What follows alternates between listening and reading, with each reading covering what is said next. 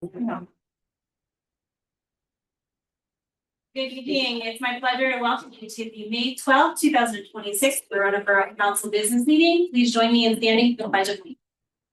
I pledge allegiance To the flag of the United States of America and to the republic for which it stands, one nation, under God, indivisible, with liberty and justice. Roll call, please, Mr. Russell. Councilman Scarlett. Present. Councilman Jamela. Present. Councilwoman Rodriguez. Councilwoman Carpenter. Present. Councilwoman Redzak. Present. Mayor Cooper. Present. Councilwoman Provenza. Present. Councilman Long. present. Thank you. Very good. We're actually going to move ahead with item 5, the swearing in of both our new police officers and junior council members. And I invite Officer Josh Burrow and Jim Ruda to join.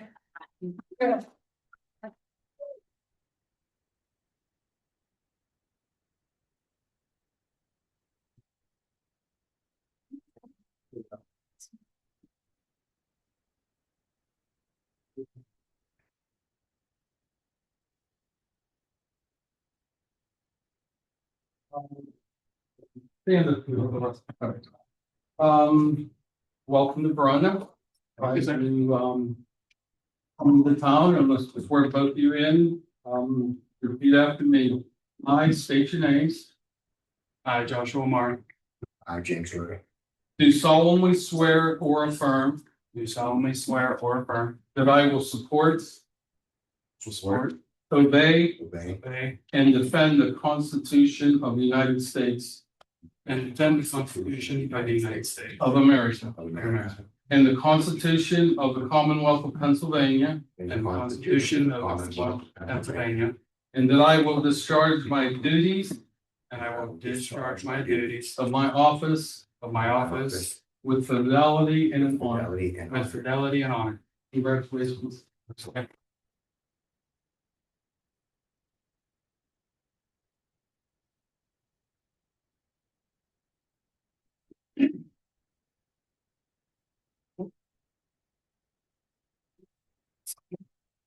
This year, Verona Borough is very delighted to introduce a new program called Pennsylvania Junior Council Member Program. We received and approved 2 exceptional applicants from Riverview High School for our inaugural program. We are very pleased to have them both here tonight and be swearing them in next. Please welcome John Moses and Allie Cox.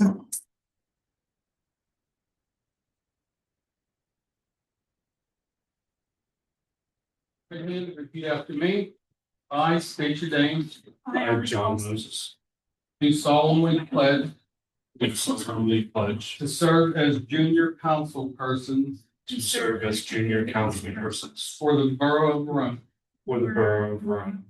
I'm committed to serving I'm committed to serving with integrity with integrity and respect and respect for all residents. for all residents. Attend meetings faithfully Attend meetings faithfully and uphold all official procedures. and uphold all official procedures. Actively engage in work Actively engaged in work of the borough council of the borough council while learning the operations while learning the of operation local government. of local government.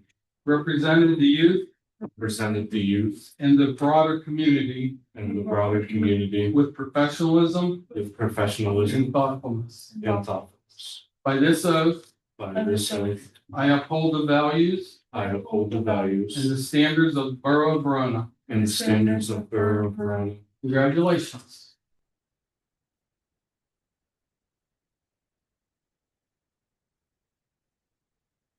This one was longer than the police one. Does anybody else need sworn in, married or anything?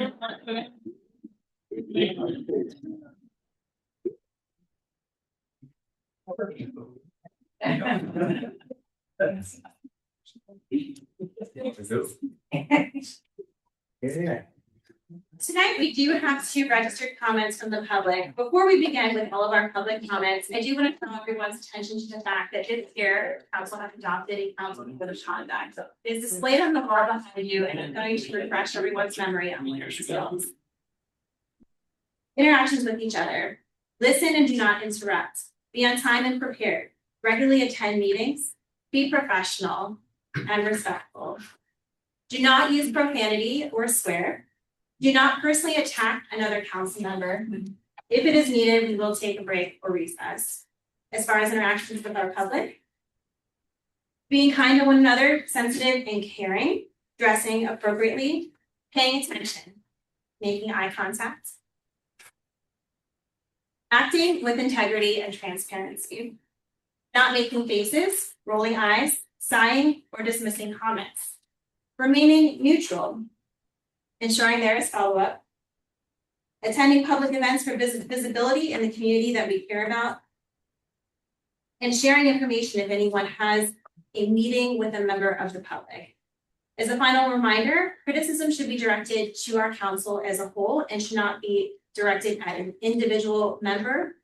It should not be a personal attack, and we would appreciate it if you came to us also with any constructive suggestions. With that reminder being said, I'd like to welcome first Jeff Pepper, who's going to talk to us about the pickleball courts at Riverbank Park. You have the floor, Jeff. Well, thank you, Trish. Could you hear me okay? Yes. Great. Okay, I'm going to share my screen.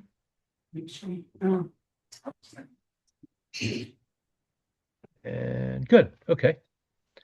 Hi, everybody. Thanks for giving me time on the agenda. My name is Jeff Pepper. I live in Verona Hilltop, just over the line into Penn Hills, but I do consider myself to be an honorary resident of Verona. I spearheaded the creation of the pickleball courts at Riverbank Park in 2019. And a few years ago, I also led the effort to build and install the welcome signs that you see on Alligator River Boulevard. So I'm involved with the Verona Pickleball Club, and I want to talk to you about our goals for resurfacing the park, resurfacing the courts. We'll try to keep this brief. Okay, so the courts were resurfaced in 2020. Prior to that, it was an old, disused tennis court, but we raised the money to pay for the repair and resurfacing of the courts. Verona Borough contributed the nets, which are beautiful, and the players and some local businesses and nonprofits donated all the money required to create the beautiful surface that you see here in this picture from 2020. It's been a while. If you've seen the courts recently, they're showing their age. One of the reasons is that the Verona courts are probably the only ones I know of that are in heavy shade because of the large, beautiful trees all around the court. That tends to encourage the growth of mold and mildew. So the courts are dark, they're stained, the paint is wearing out, and as you can see, there are a number of large cracks. The players, have done a couple things. We hired a power washing company 2 years ago to come and power wash the courts. Didn't really do very much. And then last year, a few of us came in on the weekend and applied mold and mildew remover to the entire surface. Yeah, didn't do much good. A lot of this is just dirt that's accumulated over time, but it's not the kind of dirt that can be removed easily. And of course, the cracks are the cracks. So what we'd like to do is to get the court resurfaced and bring it back to the condition it was in 6 years ago. Now, the borough has been working on this. Borough has applied for grants from a couple of locations, GTRP and People's Park and Recreation. Neither of those grants were approved. So we, the pickleball players, are ready and willing to contribute some funds. So a few things. We've been saving up money for a few years from donations and court fees. We have $8,000 in the bank. We're expecting another $3,000 and change this year from league fees. And we could probably raise another $2,000 by just asking people for money. So that gets us to an available contribution of $13,000 and change. We have two resurfacing proposals. They're both about the same number. The one that we prefer is from Altsman. They're a very highly regarded company. I believe they did the courts at Longwood and Oakmont, and they came in at $17,024. So if you're looking at the budget, all spin charges, as I said, 17,000 and change. They require that the courts be cleaned beforehand. So we have to bring in a cleaning company for 1,500. That brings the total cost, as you can see, to 18,500. The contribution that we can make is 13,000. And so the additional funding, basically the shortfall to get the work done this year, is 5,272. And that's what we're asking Verona Council for to approve. I should note that even though we don't have the full 13,000 and change, we will contribute that. Basically, we'll go into a bit of debt with the anticipation of raising that money afterwards, which I'm confident that we can do. So just to reiterate, what I'm requesting tonight is that Verona Borough approve the resurfacing and cleaning project, contract with these two vendors, and get the work done this summer. We'll contribute about just over 2/3 of the cost, and we're also willing to handle any vendor interactions that are required, and of course we would work with DPW. So that's it. I'm happy to take questions or comments. Also have any questions or comments for Jeff? Go ahead, Kelly. How long does this last? The resurfacing lasts about 5 years in general. I think that, as I said, Riverbank Park is unusual because of the shade. So it may be a bit shorter than that. It may be 4 years before something has to be done. I don't believe we have to resurface the court after 4 years, but I think some kind of deep cleaning would be required at that point. Other questions or comments from council? How often do you recommend the surface to be pressure washed to maintain it? After Yeah, it's a good question. We had one disappointing experience with a pressure washing company, but I think it was a bad vendor as opposed to a bad approach. And pressure washing obviously is a well regarded process. I would say every 2 years would be a good way to keep the courts clean and in good shape. Now, one thing I do have to mention, there is a problem with runoff. You're all familiar with the park, I'm sure. The area behind the courts is sloped towards the courts, and every time it rains, water seeps onto the court, and people track through the mud and onto the courts. So a lot of the discoloration that you see is not so much mold and mildew; it's just accumulated dirt that's been ground in. So we have been talking about another related project, which is to regrade that area behind the pickleball courts, put in a path adjacent to the back fence, and have a French drain that would basically carry the water away from the courts and towards the river. So that would certainly help the dirt and grime situation. Great. Are there any other questions or comments from council? I'll ask one. Yes. So Jeff, is there something in particular, unless I missed it, that you are asking of this council at this time? Yes. I guess I'm asking council to approve the resurfacing and budget 5,272 to cover the shortfall in the funding. That will enable us to get the work done this summer. Very good. Matt, did you want to comment at all at this point about the GTRP grant, or did you want to wait? About the one that we're proposing to submit for. We were just proposing the 2026 GTRP, talking with Mr. Representative McAndrew's office. He suggested going after a smaller grant than what we've had in the past, trying to focus in the 40 to 50,000 range.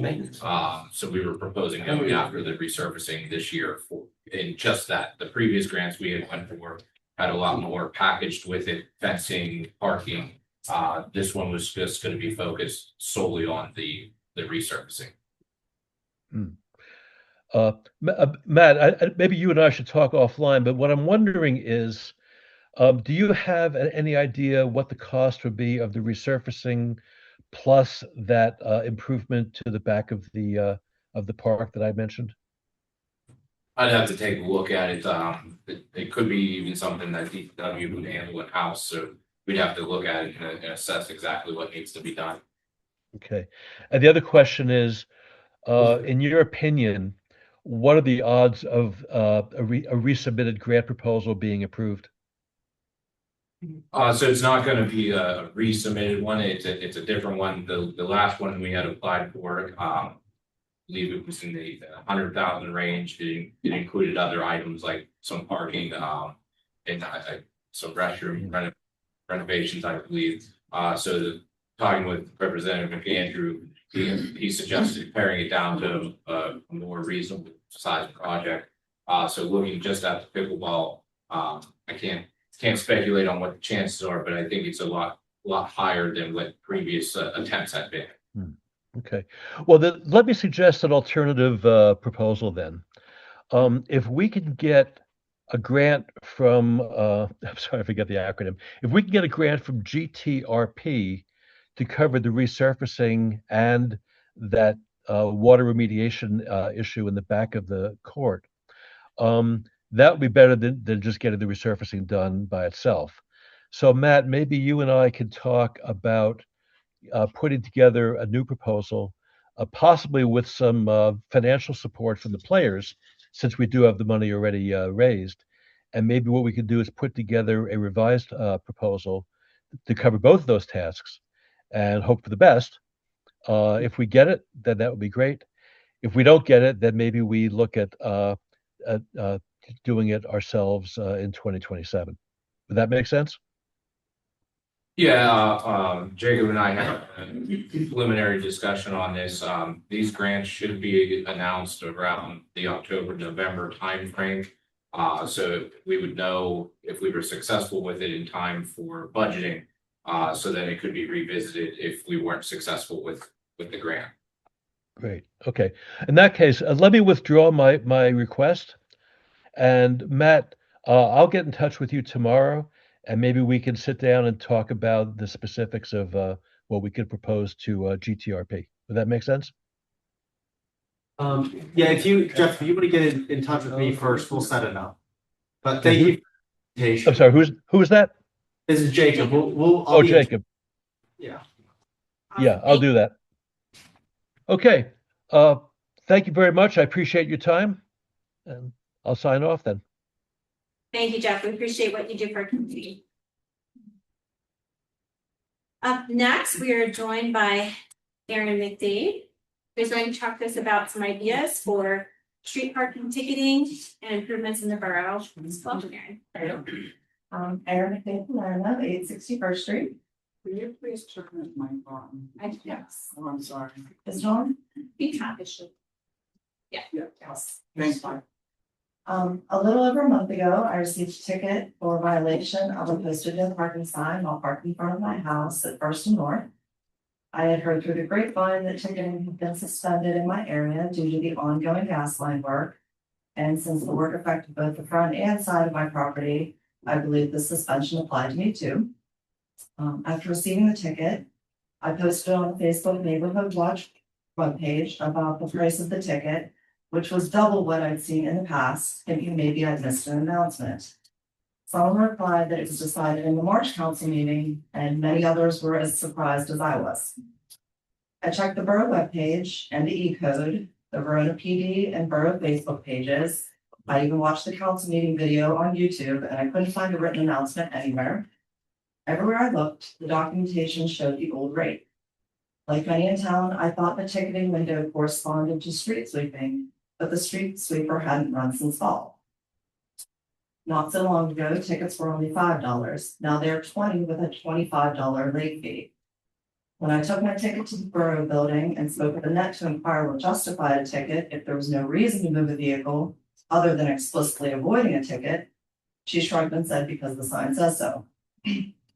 When I called and spoke with Chief Dessel, he assured me that ticketing isn't going away. Verona as a borough faces a lot of challenges. Our millage keeps going up. Our enrollment in Verona has been low enough for almost a decade to jeopardize its long-term feasibility.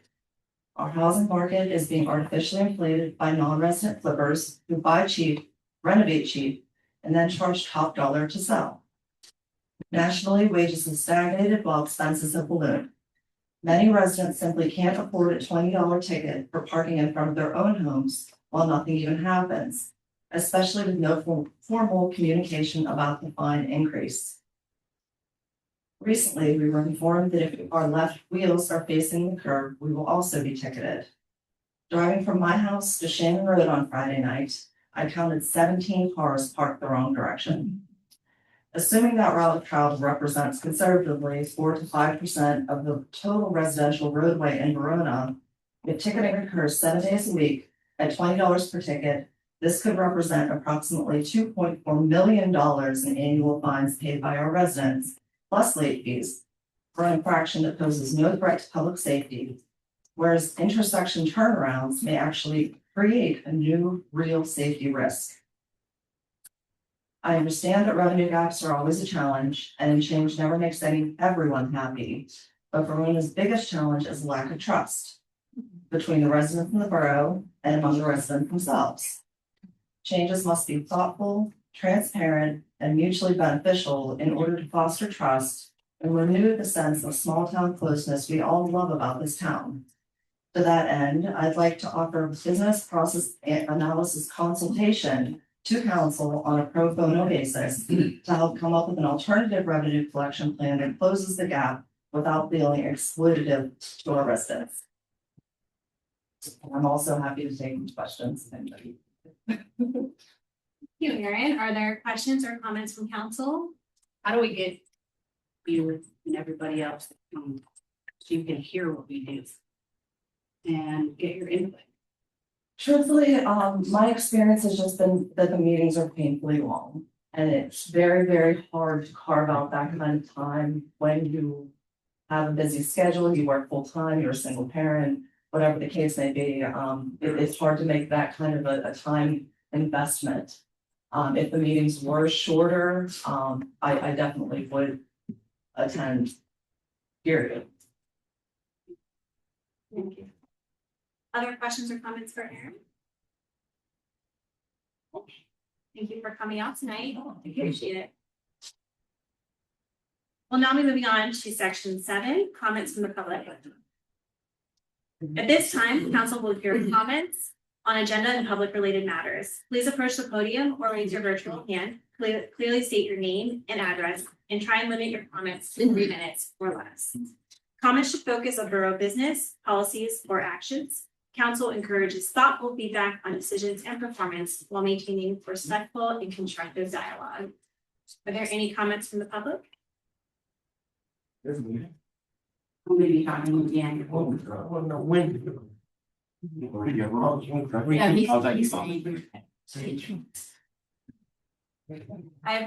I've been fired from keeping time. Our solicitor will. That's okay, you can keep time on. I've been appointed. Watch. Actually, Good evening, my name is Shirley Davis and I'm with Twin Boroughs Health Ministry. I wanted to let everybody know that the 250th celebration of our country is coming along very well. I've already secured the permits through the borough. I've secured through the health department. I have the bands that are going to play. I have people that are going to donate to me gift cards to, we're kind of like went towards gift cards that were from a grocery store because we felt that that was the most needed thing besides other baskets. There'll be probably about 40 baskets. And 20 of them I'm hoping to be gift cards. I wanted to ask the borough if they wanted to, again, this time, like they did 3 years ago, donate the $500 towards the summer camp. Unless you would like to just help me with the 250th anniversary special that will be during July 11th. That would be acceptable also.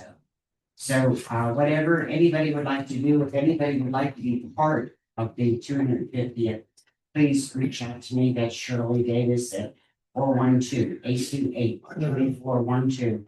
Or they can reach me at Verona United Methodist Church at 412-828-8844. I have to think about that for a minute. But I just wanted to say that everything is going so well. I'm so happy with everybody that has reached out to me. And so if there's anybody here or on the council that would like to reach out to me, just please do. Thank you for your time. Shirley, I have a question for you. We have a Oh. question, Shirley. Oh, You know, I have a question. okay. I can get you gift cards. Is that, That's do you in a acceptable. basket still? I don't need a basket. I'm gonna put them in bags. But You know, you didn't, because you asked me specifically for like an animal basket. oh, that would be great. Okay, and That I'll would gift be card. great. Okay. Yes. Shirley, can you restate the date and time for your fundraiser? The fundraiser is going to be July 11th. It will be from noon till 7 o'clock. Where? It's going to be a railroad park from the borough building all the way to, what would we say, the platform? Pavilion? Pavilion, thank you. Perfect. The other thing that I'd like to ask is if we could advertise it on your website, how, I think John had mentioned something that to me about that before. So that if there's any businesses that anybody deals with, if they know that they would like to be part of this. And the last thing that I would like to ask is that there is some special people that I had asked to do something for veterans. And if anybody knows of a veteran, please let me know. I reached out to McAndrew's office. He's willing to donate some flags and some other things. So I think that we can cover that, and I think we could make it a special day for everybody. So I hope that that's what it'll be, and I'm counting on you. Boris, Of course. I Thank also, you. Shirley, I just want to restate your ask. You're asking for a $500 contribution from the borough and or some in-kind. Or contribution. just helping me out. Get Do you- me Yeah, together. That would be the setup of the tables, the setup of the tents.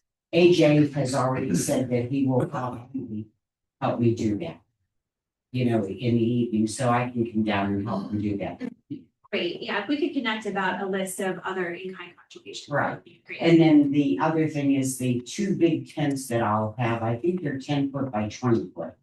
I'm going to donate those to the borough, maybe for another year of fundraising for possibly the newsletter, possibly, you know, the summer lunch you get.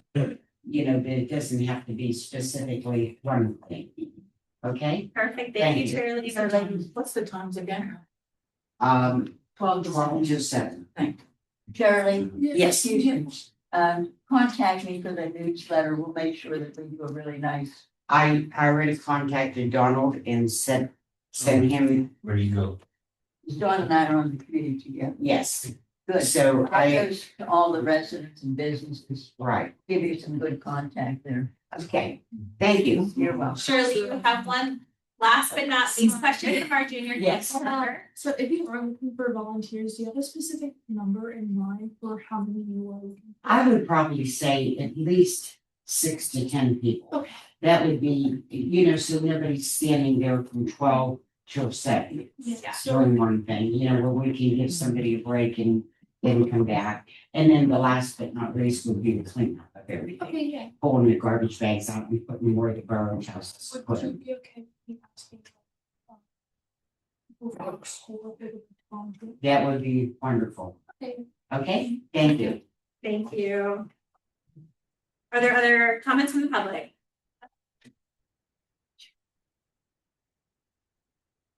I know this is reiterating, we talked already, but, Would you kindly restate your name? oh, I'm sorry, I'm Sylvia Scherer, 759 Second Street.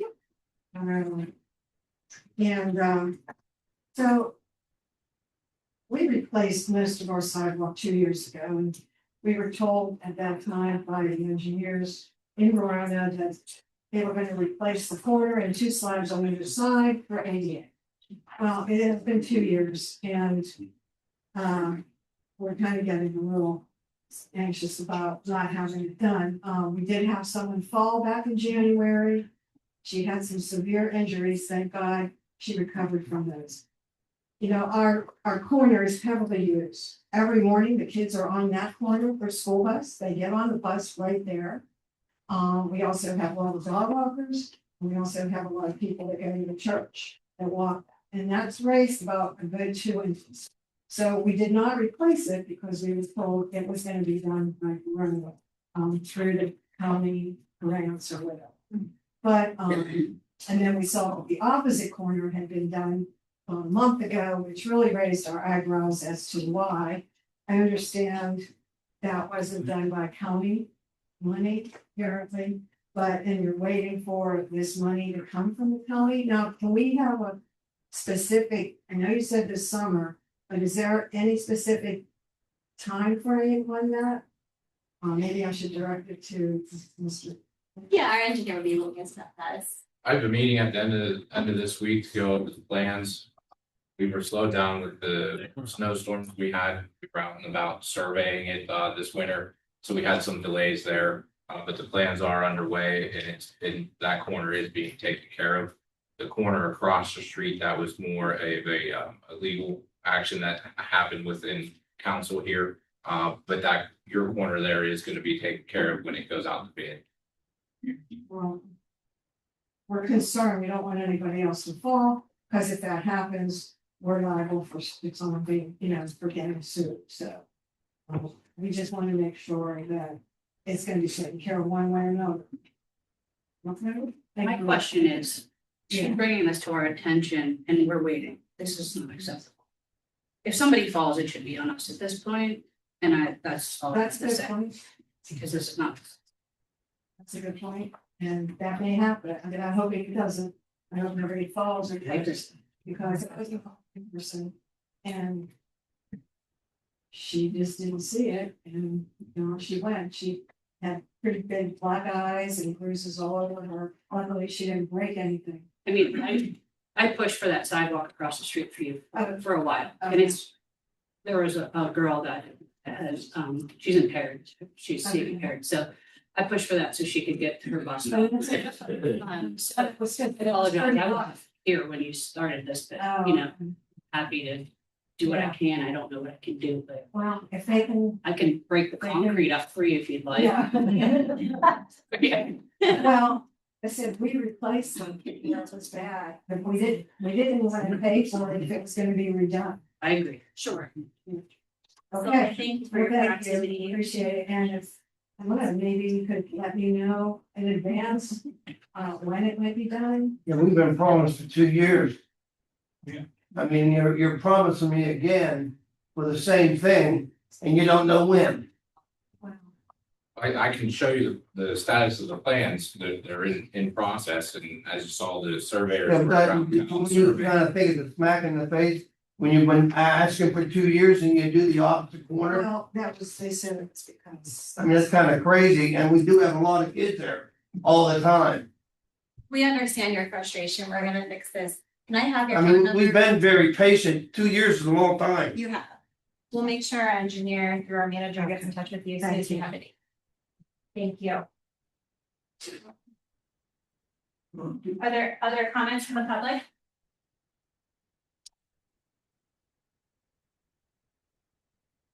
Oh, I'm sorry, go ahead. Judy Williams, 534 Ridge Avenue, I live on Bennett Street, been there for so many years.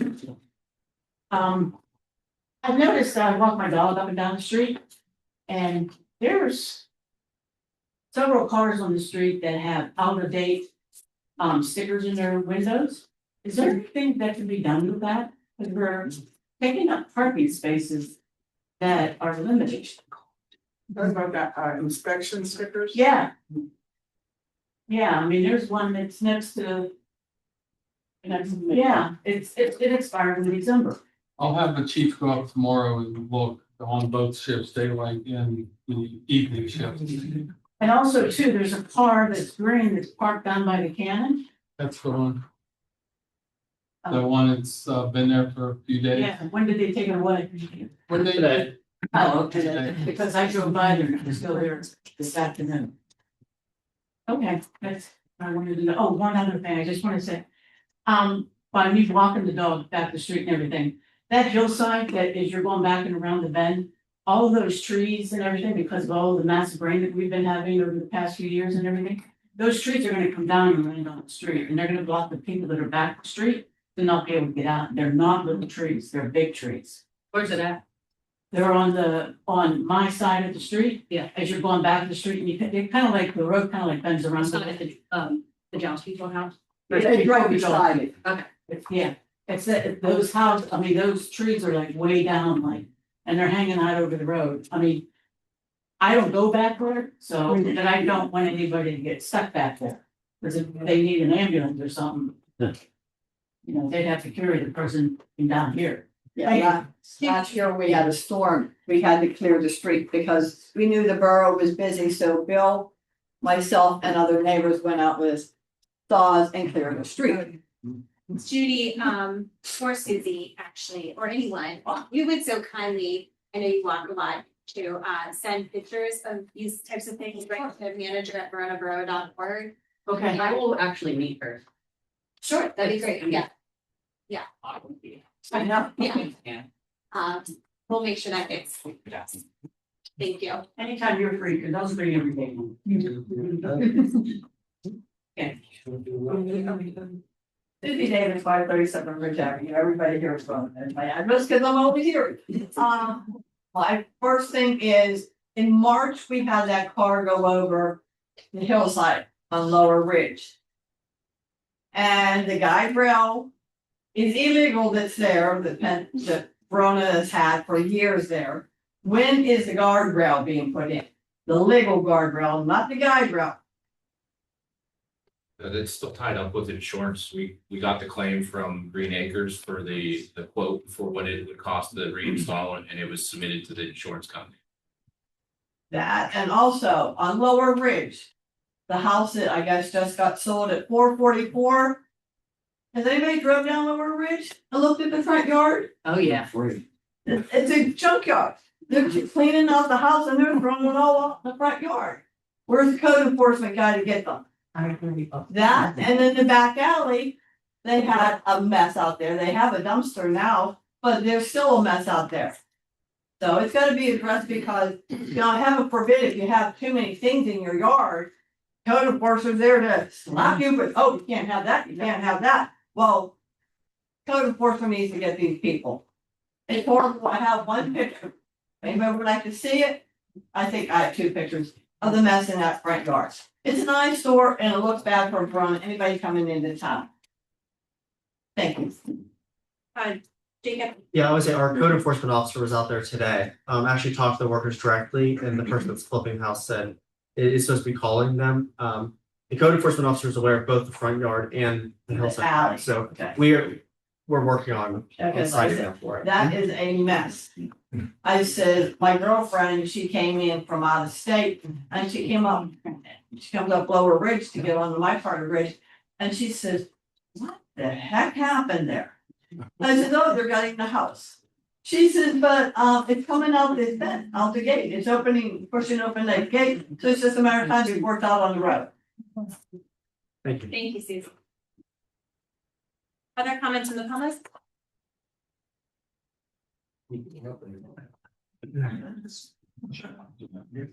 Okay, Morford, 735 Third Avenue. With all respect to the opinions of those who are against the directive to the Verona Police Department to increase enforcement of traffic and parking regulations. Through these comments, my husband Jeff and I want to express our support for increasing enforcement of those laws, as well as many of our 400+ block watch safety and crime prevention network members who have contacted us to express their support of increased law enforcement. It should be noted that the Pennsylvania State Vehicle Codes, which incidentally have been in existence for a countless number of years, were written by our state lawmakers for our safety. The safety of pedestrians, vehicle operators, and passengers statewide.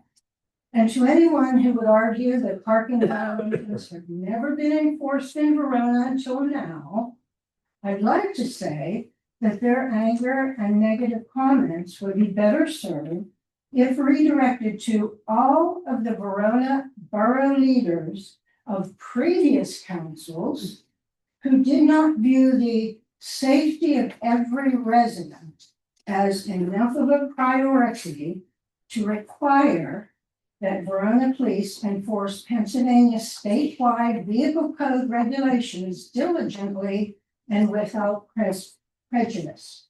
Conversely, I would like to publicly commend members of this current council who directed the Verona police officers to begin strictly enforcing the Pennsylvania State Vehicle Code Title 75 parking and traffic regulations from this point on. And in closing, I would like to suggest to those in opposition of such enforcement to stop wasting their time complaining to a local council and police force who are bound by the state vehicle code regulations. I'd like to further suggest that they spend their time voicing their complaints about enforcing vehicle codes that were designed to keep everyone safe to their state representatives or directly to the government, who have the power to change the law, unlike your borough leaders and law enforcement who only have the power to enforce the law. Thank you. Thank you, Libby.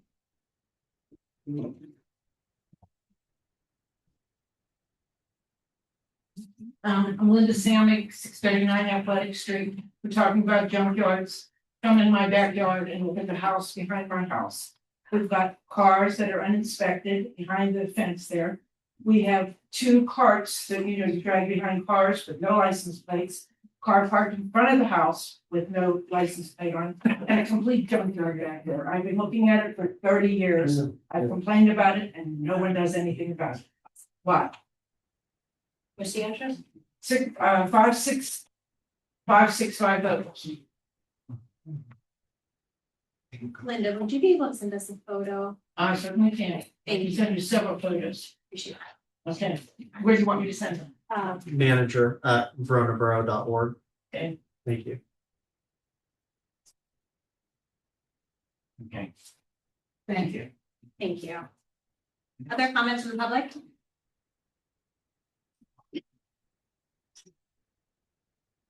My name's Gary Scherer, and I just wanna, from 759 Second Street. I just wanna ask, why are we having the street cleaning done every week? Why can't we have this done like once a month? Is there a reason we were having to have this done every week? I mean, the streets ain't that dirty. I mean, I'm just asking, and I think it'd be a way of cutting some of the expenses off the borough. I mean, I don't think, I worked in Oakland, I work in different towns, and when I worked in these towns, they cleaned once a week, because we park down there, when we're working down there. It's only like once a month that it occurs in these other towns. I don't understand why we do it every week. Noted, Gary. Could you restate the intersection near where you live? Corner of Second and Seventh, Okay, so it's more on the hilltop. yes, Okay. Curious if anyone else has comments on what Gary has brought up. Thank you, Gary. thank you. Other comments from the public?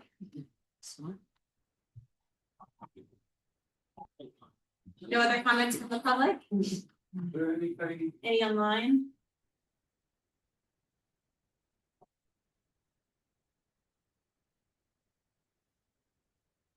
Okay.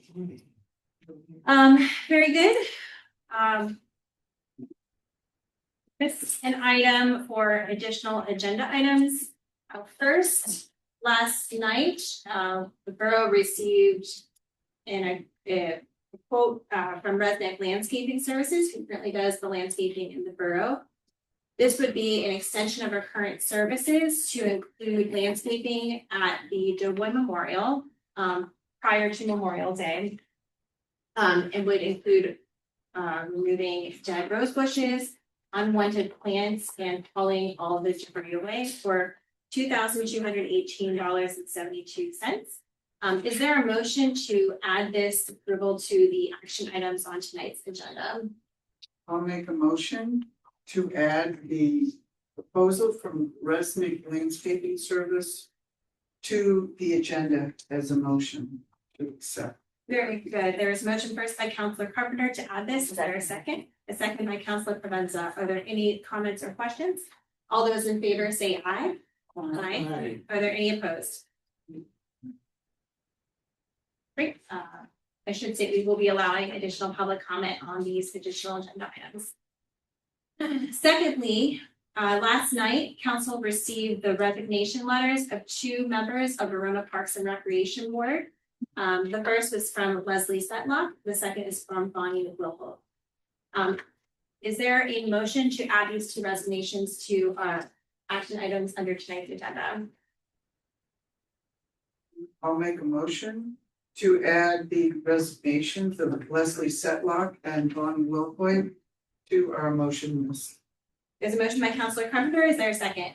I'll second. Second by Counselor Sperling. Any questions or comments? All those in favor say aye. Aye. Are there any opposed? We'll be adding that. Thirdly, council has received several complaints from community members and even board members about the actions of a particular current representative of Verona's Parks and Recreation Board, Vince Flota. At this time, I'm going to ask if there is a motion to remove Vince Flota from our Parks and Recreation Board. I'll make that motion.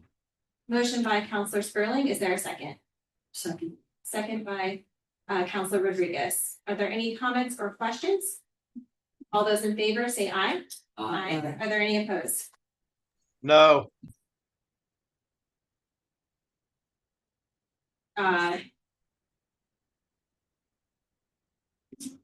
Well, We have to have a roll call if it's clear. You do not have to have a roll call this way. let the record reflect that that agenda item is added with a vote of 6 yes to 1 no. Mr. Longo. Mr. Long. In accordance with current Pennsylvania Sunshine Act requirements, we now must allow an additional period of public comment on these non-agenda items, initial non-agenda items. So at this time, I will pause if there are any additional comments on those specific 3 additions to this agenda for tonight. I see no one approaching the podium. Leanne. I just have a quick question for the last one that you just mentioned. Can we let everybody know why we are requesting them be removed, or is that going to be kept? I mean, I think everybody should understand what he's saying and what's so wrong. This is a period of public comment for any of those 3 items. So if you have public comment you wanted to offer on one of those 3, you're permitted to do that at this time because it wasn't on the agenda earlier. Well, that's what I'm asking whenever it comes up. It's up right now. Do it. Okay, well, my name is Leanne Sportswater. I'm sure everybody knows me. I live on Penn Street. And the reason that I'm letting you guys all know, the reason that I personally have brought it up to remove Vince is his wording. If you look on his Facebook post, since he was not reelected, he has done nothing but complain about Verona. Every single post is something negative, and aside from the personal things that he has written about me and my family and the tragedy that we went through, he is doing nothing but talking bad about Verona, making every black mark that he could point out, and he's making it all public. So that's why we have asked that he be removed. That's my opinion. If you guys have other reasons, I'm sure everybody else can say there are other reasons, but I want to make sure everybody knows why Thank you, Leanne. I also have screenshots and pictures if anybody wants to read them. They're right here if you. Yeah, I can hand them out. Whatever, Our heart. but everybody can see. Our heart goes out to you and your family for what you endured. Thanks. Is If there are no additional comments on those 3 additional agenda items, either in the room or online, we will proceed with our agenda to section 8. The first report for this meeting is the council president's report, with myself. I'm going to start with item 2. As a reminder, the primary election is next Tuesday. Polls will be open from 7 a.m. to 8 p.m. With the election, we are suspending what would normally be our scheduled super committee workshop meeting for next week. So this will be the only meeting for this month. In light of that as well, you will see that the agenda is a little bit longer than normal. We carried over a few items we would normally reserve for that meeting, just in the spirit of keeping things moving forward with the absence of that meeting. So just wanted to clarify that will not be during next week. The other item is, I've mentioned this previously, but I just want to remind council, and I will get around to writing this up probably for our next business meeting. But firstly, I should back up with something that Jacob, our borough manager, will be reminding everyone, which is a previously adopted policy that council members should go through Jacob for contact with both our borough engineer and also our borough solicitor, as well as all of our staff. And similarly for members of the public, that's just to ensure fiscal responsibility. I promise you, Jacob's been doing a great job at relaying all of our comments, questions, and concerns, but we just want to make sure that we're being mindful of the cost of these things every time we call them. They rightfully charge for their good services, and we also want to make sure that we're using taxpayer funds efficiently, and in general, making good, efficient decisions as a group. So in line with that, I also want to remind everyone what I was saying in previous meetings this year, that agenda items should not be brought to the agenda without first having being vetted through the most appropriate committee. Again, just to ensure efficiency. So every time you bring something up, we'll start pushing back to say, have a committee or the most appropriate committee to first vet that idea. Again, just to ensure efficiency of our meetings and our discussions here with everyone.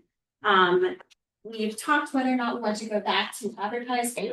Still something on the table for discussion. Additionally, we will be having some shifts on a couple of the committees that will be formally announced soon. But that is what's coming up. Last but not least, in relationship to that, in part due to the absence of a workshop super committee this month, as well as the timeliness of a few issues, a few ordinances were drafted for tonight's meeting. Normally the process would take more time and go through a lot more discussion. Would you want to elaborate on that at all? Yeah,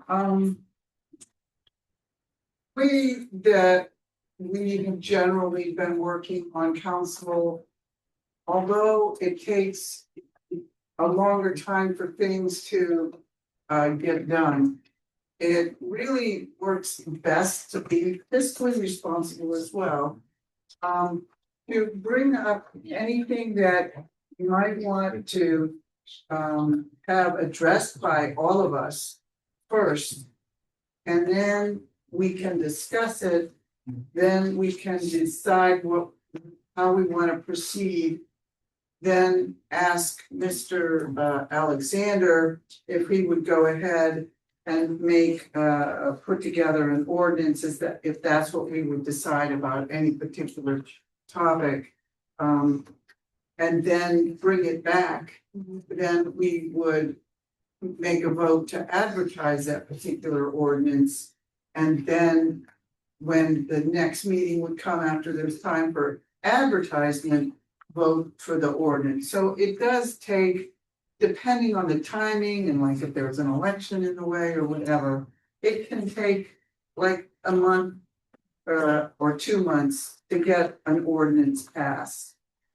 The reason for doing it that way is that if we ask for an ordinance to be written before we have a conversation about it, what if when we have a conversation about it, we decide we don't think that an ordinance is needed in that particular topic, but we have already paid the solicitor to write an ordinance that we never had an opportunity to discuss ahead of time. And so I just like us all to remember to bring what we are interested in talking about to council. And then we can figure out about whether we want to do an ordinance about it and proceed in that manner. Thank you for Is that yes. what you're looking for? Yes, thank you for that additional clarifications. There will always be more urgent or emergency items, and if we can keep in mind our policies and processes, that would ensure an efficient process and fiscally responsible process. Lastly, as noted on the agenda for tonight, an executive session was held immediately prior to this meeting at 6 p.m. regarding the discussion of personnel, specifically of our boards and board members.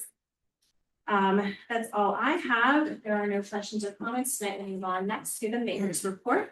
Mayor Dave. Yes, once again, I'd like to congratulate the two new officers that I swore, Joshua Morrow and Danny Rhoda.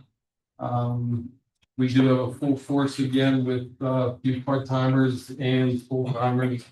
And we'd like to thank the chief also for being so diligent and going out and attracting new members, to the police force. And also to the two junior council members, John Moses and Ellie Costa, congratulations. I hope you learn a lot. And we'll be seeing a lot of you. A couple things I have. I want to talk about abandoned houses and demolition. We've done that for years and years, and it's getting to the point where it's costing us money. And I know someone's gonna say, well, we'll get a grant, but the grant comes from we the people. We are paying for this stuff. The demolitions, we're paying for cutting grass. They should be being charged, all these properties. We should be having a record of them. And I've been saying this for years, not only to this council. Every 2 weeks we cut the grass, it should be $100, if not more, automatically. And it should be added on to the type of lien on the home. By the time we're done, probably in a year, 20, 30, Verona may be a rich town, because we're not getting no money anyways, but we still need to keep track of these properties we're maintaining. I got one across from me that I would like to buy, and I'm not saying this just because it's across from me, but the grass hasn't been touched. And there's a company that owns it. It's MALK Management LLC up in Cranberry. I've called them several times. They have no idea that they don't own the property. They have no property in front whatsoever. Well, you know what? Maybe I'll just go over and get a permit and build what I want on it. And I've called them several times. No one knows nothing about the property. You got a lead on Can. then why aren't they? What's the problem? Like what? I'm sorry, We what? typically do lien the properties we maintain, but to the mayor's point, we don't. We can't maintain every property at a time. There's quite a Well, I few of them. understand, but that's why we get them in their pockets. Well- That's not acceptable, like that one lady, she's cutting her neighbor's grass. and- Right. We have one on Wildwood Avenue that we've been doing, continue to send letters to the guy. He's from out of state, nothing gets done. We need to be more, active on these things and really hit these people hard. Who's responsible for trying to follow? Whoever owns the property. No, I mean, sending them a bill. Well, I guess we need to keep track of it first, but we don't have that property. Who does that? Who's gonna keep track of it? Is- Well, it should be, in the office to keep track of that. The street department keeps track of what they do, the address, and they turn it Like into the the borough DPW? manager. Right, Okay, I'm just asking because I don't know. right, Yeah. People would like. right, sure. Yeah, no, we have kept track and named and sent letters, but unfortunately we don't. But it's something at least. Yeah. Right. If MALK would ever decide that they do own the property and decide to sell it. When the sale would take place, that's when the lien would be applied. And the person who's selling would not get the money that would be totaled up in the lien. We would get that out of the sale. Yeah. But it has to be sold. The other thing I have is, Matt, I don't know if you know, but the railroad behind us, they're putting more tracks in. They have every right to do that. It's their property. They have every right to expand. But do we, and I have on my list, the large trucks on the borough roadway, and I know we have to have trucks in the community for deliveries, especially down in this area. bunting over there and what have you. I don't have a problem with that. But what I am concerned about is, what are they gonna do over there? Or, I hope they're not gonna do what they do at the bottom of 909, because when they assumed a lot of this property over here, they were gonna put a terminal in, okay, and have trucks coming in and out. Do you know exactly what they're gonna do over there? They've not submitted any plans, and unfortunately, they don't have to. We just dealt with this in East Deer. They built an entire office garage facility, and because they fall under the purview of the federal government, they don't have to submit one building permit at all. So I had heard the same thing as you of a possible train to truck offload station, but they've not submitted anything. Well, if anybody goes down the bottom of 909, they have a street sweeper running probably, 16 hours a day because of the sand that comes out of, the big trucks, and they keep continuously suck it up. That's what I'm worried about. I'm not worried about the everyday, deliveries. I'm not talking about that, but worried about, what are they gonna do? Are they gonna start coming on the street? And if so, I believe we could take they have to take a bond out for any damage on the street. We could require a road bond for local streets. And the other thing that my concern is, you see a lot of these railroad cars with graffiti on it, okay? And we're trying to upgrade our community. And if you come down Center Avenue, this whole area over at the other end of the, is wide open, you're gonna have it. I don't know. I'm just saying, you may have cars there with a lot of graffiti on there. I know years ago, I had the chief at the time call them because it had some, swear words on it, and they did cooperate and move it. Immediately. I told them I wanted it removed. I don't know what, as an attorney, we probably don't have nothing. I think you have very little power over the railroad, if any. See, back in 1857, I think it was Vanderbilt, he started the the Continental Railroad. And the government, they gave the railroads everything back then, and it just continued year after year up until today. It's very hard to do anything because they're more or less protected by the federal government. So that's my concern, most of the attention, like I said, they have every right to, build or whatever, but, I think it's very unfair to the community that we don't know their intentions, especially with the trucks coming in and out. And we're really gonna have to do something at that point. The other thing I have is, Memorial Day Parade is at the end of the month. It is May 25th. Yes, May 25th. I was looking at the wrong month.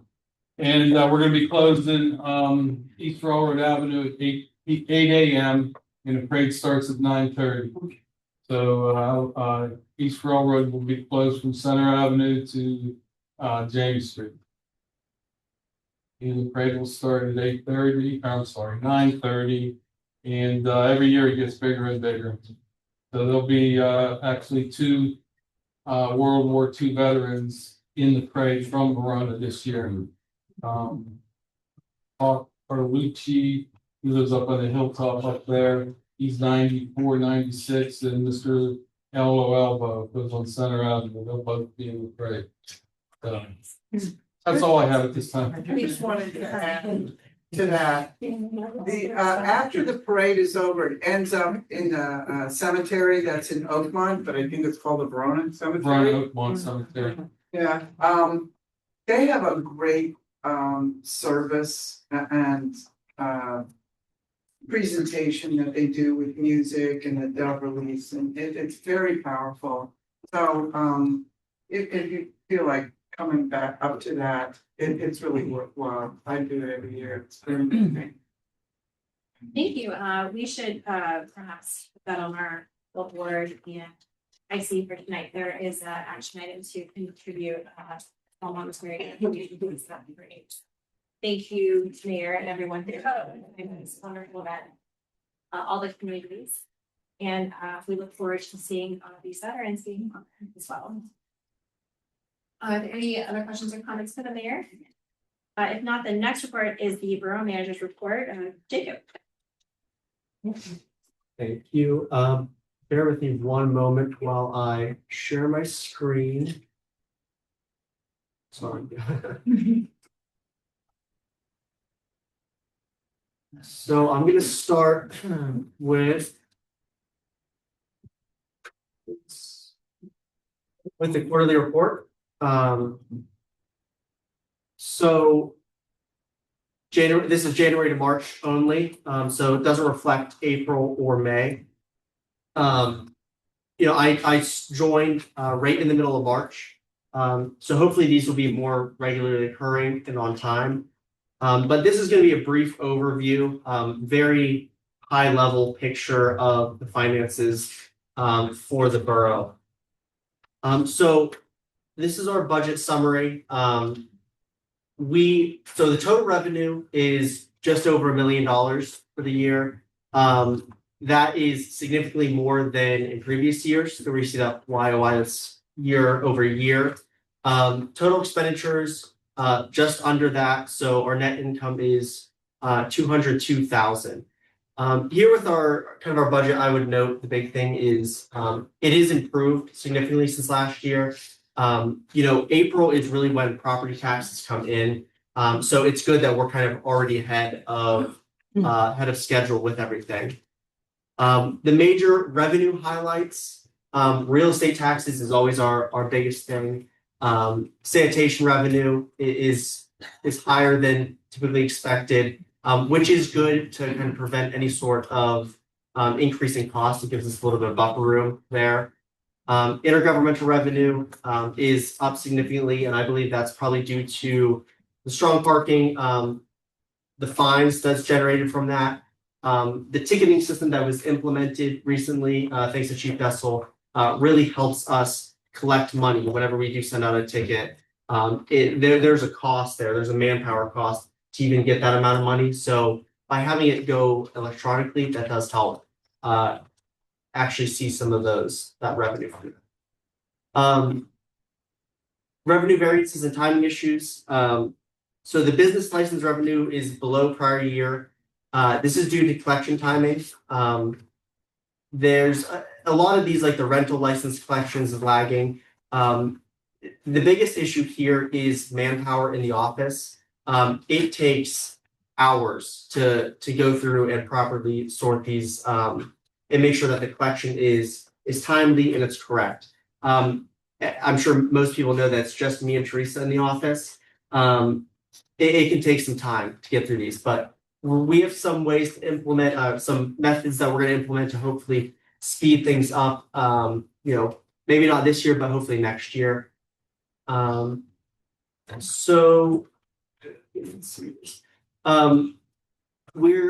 going after grant funding. I had a reporter call me today and was kind of discussing some of the roads that are paved. We do rely pretty heavily on grants, especially for major improvements.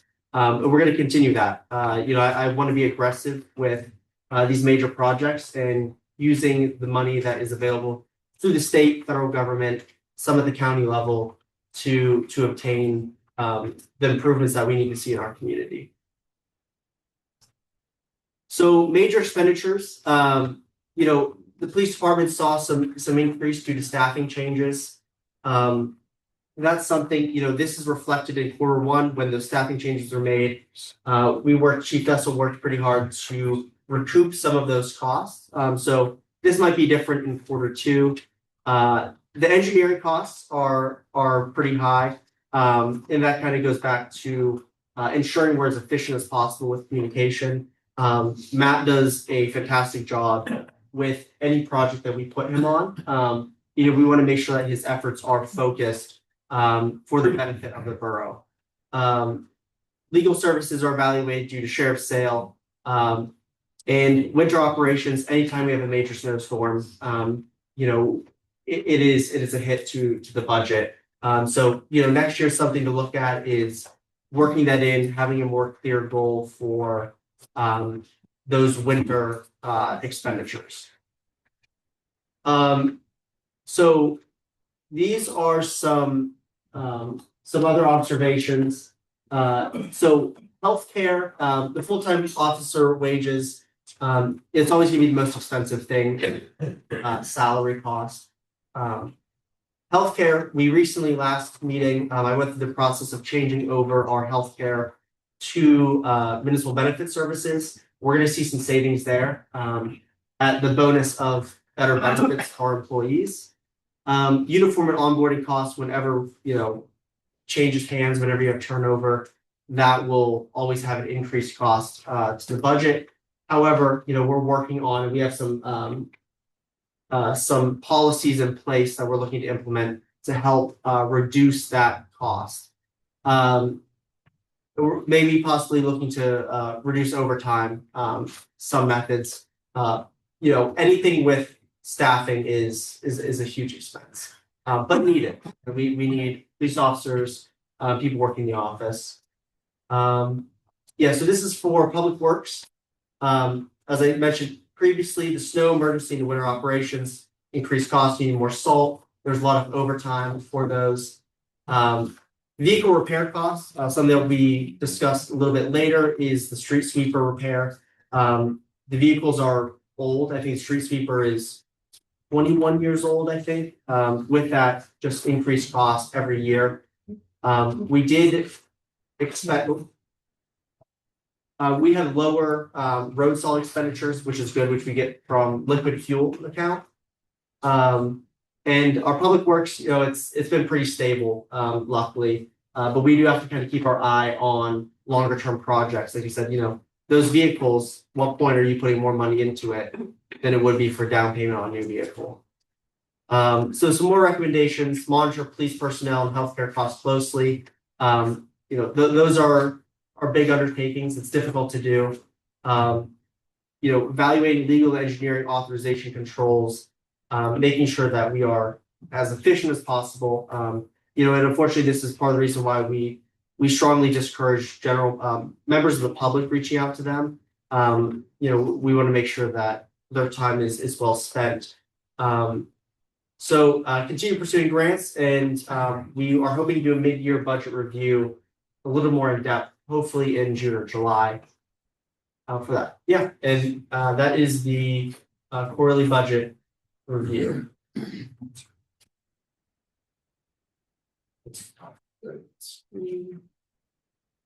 Okay, so Are there any questions or comments for Jacob on the quarterly finance review? Thank you very much. Very good. Thank you.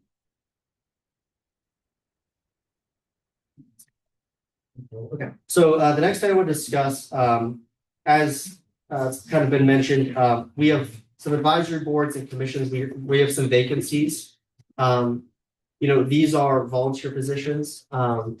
They are impactful.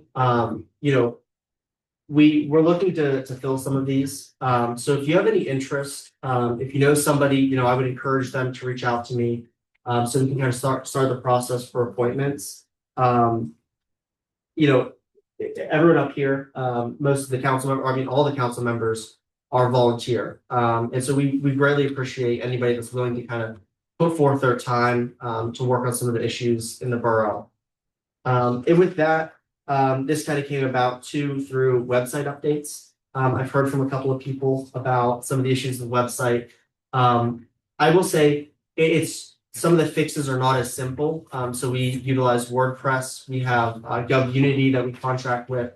So I'm starting to learn the process for making changes. I'm able to make some of the minor changes, but some of the bigger ones, that should be coming through in the next couple of weeks of correcting things. If you ever see anything too, I would encourage you to reach out. I can start the process for getting it corrected. And then, as I touched on in the quarterly report, communication policy. The administration's job is, in short, to be aware of kind of every aspect that's going on in the borough. If members are kind of going outside of those channels of communication, members, whether it be members of the public or people within this that work in this building, we want to ensure that we're aware of things that are going on. We don't want to be emailing about things twice. As Nancy mentioned, both Frank and Matt, they do excellent jobs. They're very helpful. But it does cost. And we need to be mindful of what we're doing to make sure that it is in line with council's vision. And yeah, that's all I have for my report. Questions or comments from the council for Jacob? Can you remind us how the public can get in touch with you? Yes, so if you call the office 412-828-8080, you'll get a hold of Teresa during our regular office hours. She can always pass along the message. The fastest way usually is through email, manager@veronaborough.org. If you have anything, please email me. I heard a couple of issues about code enforcement. Always take a picture, always email me. We send those, Teresa files them right away with Jamie, our code enforcement officer. Thank you, Jacob, for your report. Would you walk us through next item D, the public works? Yes, so Public Works for April, probably the biggest thing that people notice is line painting on East Railroad. That happened at the beginning of May. Some of the prep work though did take place in April. It's something we're really working through. I fully agree that the lines need painted. It does take some man hours to accomplish that. And trying to work through a kind of a systematic way to get lines painted. DPW worked on repairing water lines at Cribbs Field. A lot of what they focused on was park related. As we transitioned with the warmer months, the parks needed some additional care.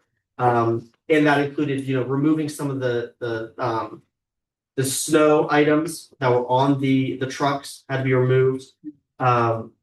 They did pick up millings for Arch and Penn Street, a lot of it, so about 20 tons. They removed graffitis. They took a lot of care of Riverbank Park. We had last meeting some requests sent over that they took care of them. I think they reduced some bolts, they trimmed some trees and some branches. They did some work. They put up the alley name signs, the ones that we got in. We're doing a third of those this year, a third of them following year. So we also ordered the face signs for the 2-hour parking. So that would be a process too of going around and swapping out, adding that to each sign. They installed a speed sign on 2nd Street, a pole for the Roger Duffy sign. The plaque is going to be put on sometime next week.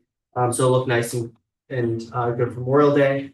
They patched potholes on Center, 2nd, West Railroad, Selden, and Penn. And the street sweeper repairs, those took a lot of time. They had the street sweeper since October, and it was a lot of money to repair that. But now we're back up to a regular scheduled maintenance on it. And they repaired a swing at Cribbs, and they did some minor items. Overall, though, they spent a little more than a third of their time working on parks. The other 60% was on road. That's all for DPW. You know what, just say, I'm loving the new DPW report. It's fantastic. Thank you for doing that. I did have one question though. Not necessarily DPW related unless it is. Before you came on for a major, there were some issues regarding the poles that have the lights that were knocked down from various accidents where the lights don't work. I am not sure at this point if we made any progress. I think it's a pretty complicated thing because we have to have these special engineers or electricians come to hook those poles up. Do we know anything? Chief, do you know anything about the lights? Has anything happened? I can answer. So the lights that got knocked down in an accident, similar to the guardrail on Ridge. Yeah. It's going through insurance right now. It's been like 4 years. So that's something that Jason is kind of helping me with, because he knew a lot more about them Okay. prior to me joining. But that's when it also goes through insurance first. Probably wouldn't submit it. Yeah. I think that already went through and there was another pole that we just can't connect them. Thank you. One issue besides across from the post office is foundation thing. So we got a quote to replace the foundation. The insurance company said that they felt it was too high. And I believe Jason then responded that, like, it's your job to get the quote, like, we're not doing your work for you. I believe that quote, or that insurance claim that started under the previous, there was some paperwork to get caught up on and everything. So I know Jacob and I kind of brought Jacob up with the speed, and he's been talking with Jason about that one. See, we should be, also going through our insurance company. That's their responsibility. Anytime we have an accident in my son's business, we go directly to our insurance company. You handle it. This is why we're paying premiums. Right. It should be internal, to try to handle it. That's why we're paying them. Let them handle it. Tell them we want this resolved as soon as possible.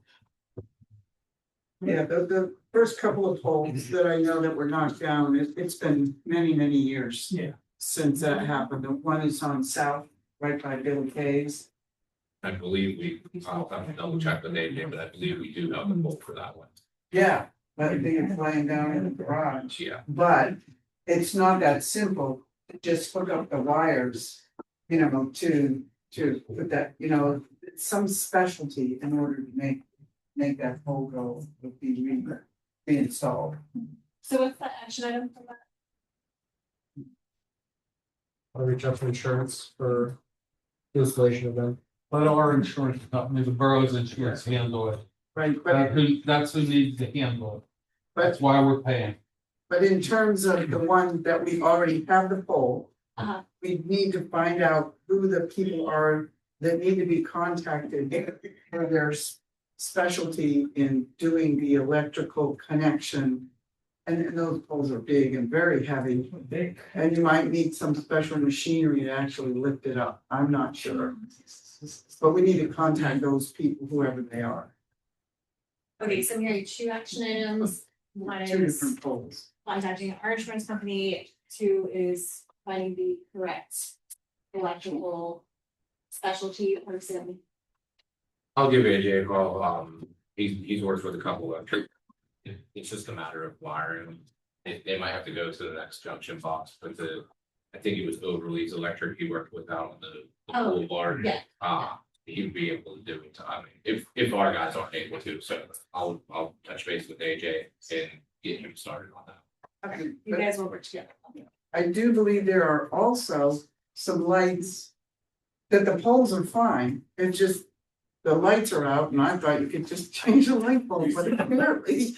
You can't do that, it's more complicated than that. Do you have a list you can provide to that? I don't have it on me, but I'll get. What's that? If you give me a list. Okay. Yeah. Never. Okay, need a list.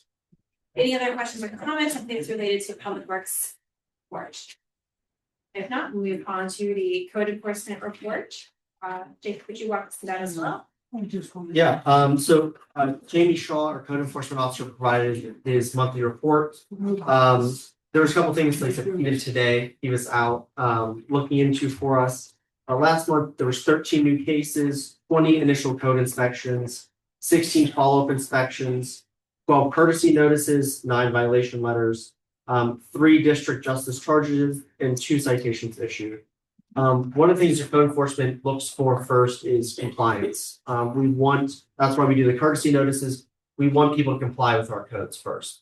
So a lot of these, they're going through the process of citations. Hopefully they don't end up that way, but Jamie is on top of them. And a lot of them, that everything he's been doing, about 50% of it is occupancy inspection. The other half is code enforcement. It's pretty even split there. 80% of cases are open, 20% of them are closed. That number is going to change as they progress, as people comply with the codes. And again, if there are code concerns, please reach out, please send an email. Pictures are always useful. Some days Jamie's able to take care of it, right then and there. So yeah, please send an email if you have any concerns. Thank you, Jacob. Are there any questions from council on the code enforcement report? Yeah, just real quick, I'm looking at all these numbers and I may not be able to decipher answer my question, but Do you have an idea, Jacob? Roughly, like of all of this activity that happens, how many resolutions occur? Like percentage wise, like where people just comply when they get their courtesy notice and everything's taken care of. So we'd have to pull some data for that. BO versus probably started with Jamie, looked on how many on the first courtesy notice the compliance fell with. This report doesn't, what we can see is our active cases this month. 20% of them were closed, 80% of them remain open.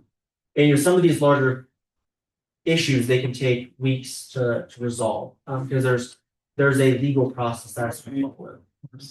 Yeah, just was curious, how it's working out, because there were a couple people who were sharing some concerns about code violations and whether or not they're getting taken care of, whether they're not taken care of. I'm just curious. Yeah. Usually, I mean, it's hard thing to see for individuals. When we send a letter out to somebody to comply, that can take some time. But if they have questions, they can always reach out to our office and we can get them sworn in. Other questions or comments? Not, we'll move on to item F, the police chief's report. Chief Dessel. You have a copy of my report for the month of April, 247 calls compared to 161 last year. Nothing of note, actually, correct that. There is something to note. For those that are new to council, since last June, I have been in, I don't want to say battle with Echo Realty at Rivertown Shops. They have given us graciously access to the cameras down there, but they have not updated them. They are not functioning all the time. They're horrible. They're the worst cameras I've ever seen. A lot of activity happens down at at Rivertown Shops. And at one point, I met with their management team and their attorney, and they threatened to take away our camera access. So for those that want to know why we can't always solve everything and we're asking for help down there, it's because Echo Realty is tying our arm behind our back. For those that want to see the correspondence, I have it right here. So just so you're aware, the borough, through grants, we installed 2 cameras down at the intersection, which has helped us tremendously. Obviously, we can't put cameras down in private property. I was informed that they are going to be bought out by another company. I'm trying to be preemptive in getting on board with whoever buys the property, try to get something going here. Also, I'm in talks with all the businesses down there to have a meeting here at council chambers at some point in time, discuss issues down there. It's nothing with the police, it's more so with Echo Realty. Just trying to be that middleman to try to get these issues resolved, and move forward. I finished my end of the stamp grant. Obviously I had a setback. I had wanted everything submitted by today. I'm looking at all invoices submitted by the end of the week so we can get final payment out there and wrap up stamp grant phase 1. All the cameras are up, all the cameras are working. They're working fantastic. We're solving more cases that way. I couldn't be happy. Anyone wants to see the new cameras? They're crystal clear. We can see license plates like you would not believe. Is that everywhere? It's not. No, it's not everywhere. I'm getting to another thing. Okay. Taking over, I have tried to do as much training as possible. We're a little shortchanged in the budget of the training. We're doing a lot of free training. One's going to be Sunday. One of the things Craig can attest to, the reasons why there's litigation with police, failure to train, failure to discipline. So we're trying to do as much training as possible. As I previously reported, I'm waiting on an agreement between Riverview School District to have access to the cameras, exterior cameras only at Burner to cover that end of town. Preliminary, they agreed upon it. Obviously, there's some fine tuning. They're updating equipment. It's going to be direct feed right to the station along with the other cameras.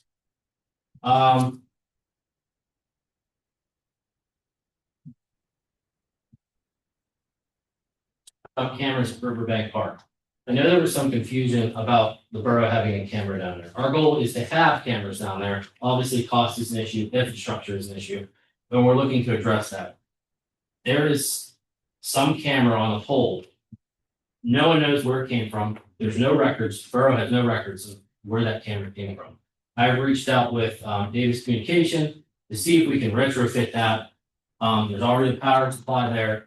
If it, try to minimize costs to get at least that camera up to cover that part of the archery area.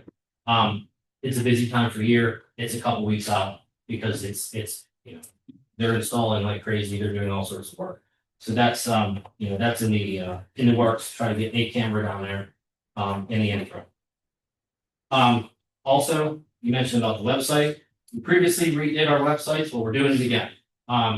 This time, one of the new officers, he has a degree in website design and management, and he's taking it upon himself to do it. It's going to be extremely interactive and a lot more high speed so that you can just do everything you want for the police. We may even get to the point where you can do online reports, filing reports to the police. So that's going to be launched at the end of this week, early next week. Other than that, does anyone have anything? Yes, sorry, go ahead, sir. I just have a question. What is school crossing? Whenever we fill in for school crossing, or Oh, okay. we document everything. Okay, so it's not like, okay. Got it. Matt, can you share with everyone, your thoughts about adding an additional, so a second potential pole at Riverbank Park in tandem with the Arch Street paving? Yeah, so I had reached out to a contact at Duquesne Light. I haven't heard back from them yet. Setting a new pole or at minimum, putting conduit underneath the road while it's ripped open. I hadn't heard back from them yet, but that will be taken, if we need to, it will be taken care of during the Arch Street paving. Thank you, but I was just wondering, these new cameras that you're installing, are they like called or what? They're specific, what are they? There are overview cameras of specific intersections within the borough. One of them is actually right behind you looking at us. And they go directly into the station and they record for a certain amount of time. High traffic areas, mainly. This stamp grant that we got awarded and executed, it upgraded a lot of our cameras. We've had some more cameras in where we didn't have it before. As we go through the stamp process, you key an area. I'd like to add more for safety purposes. Does it come from like a specific company? Or? Davis Communications, who our contractor is, they've been phenomenal. They're new to the area. They're giving us a good price. We're gonna run them. Thank you. Anything else? Other questions or comments for council, Chief Bissell? Not, thank you for your service. Appreciate your report. Next, we have the fire chief report. Chief.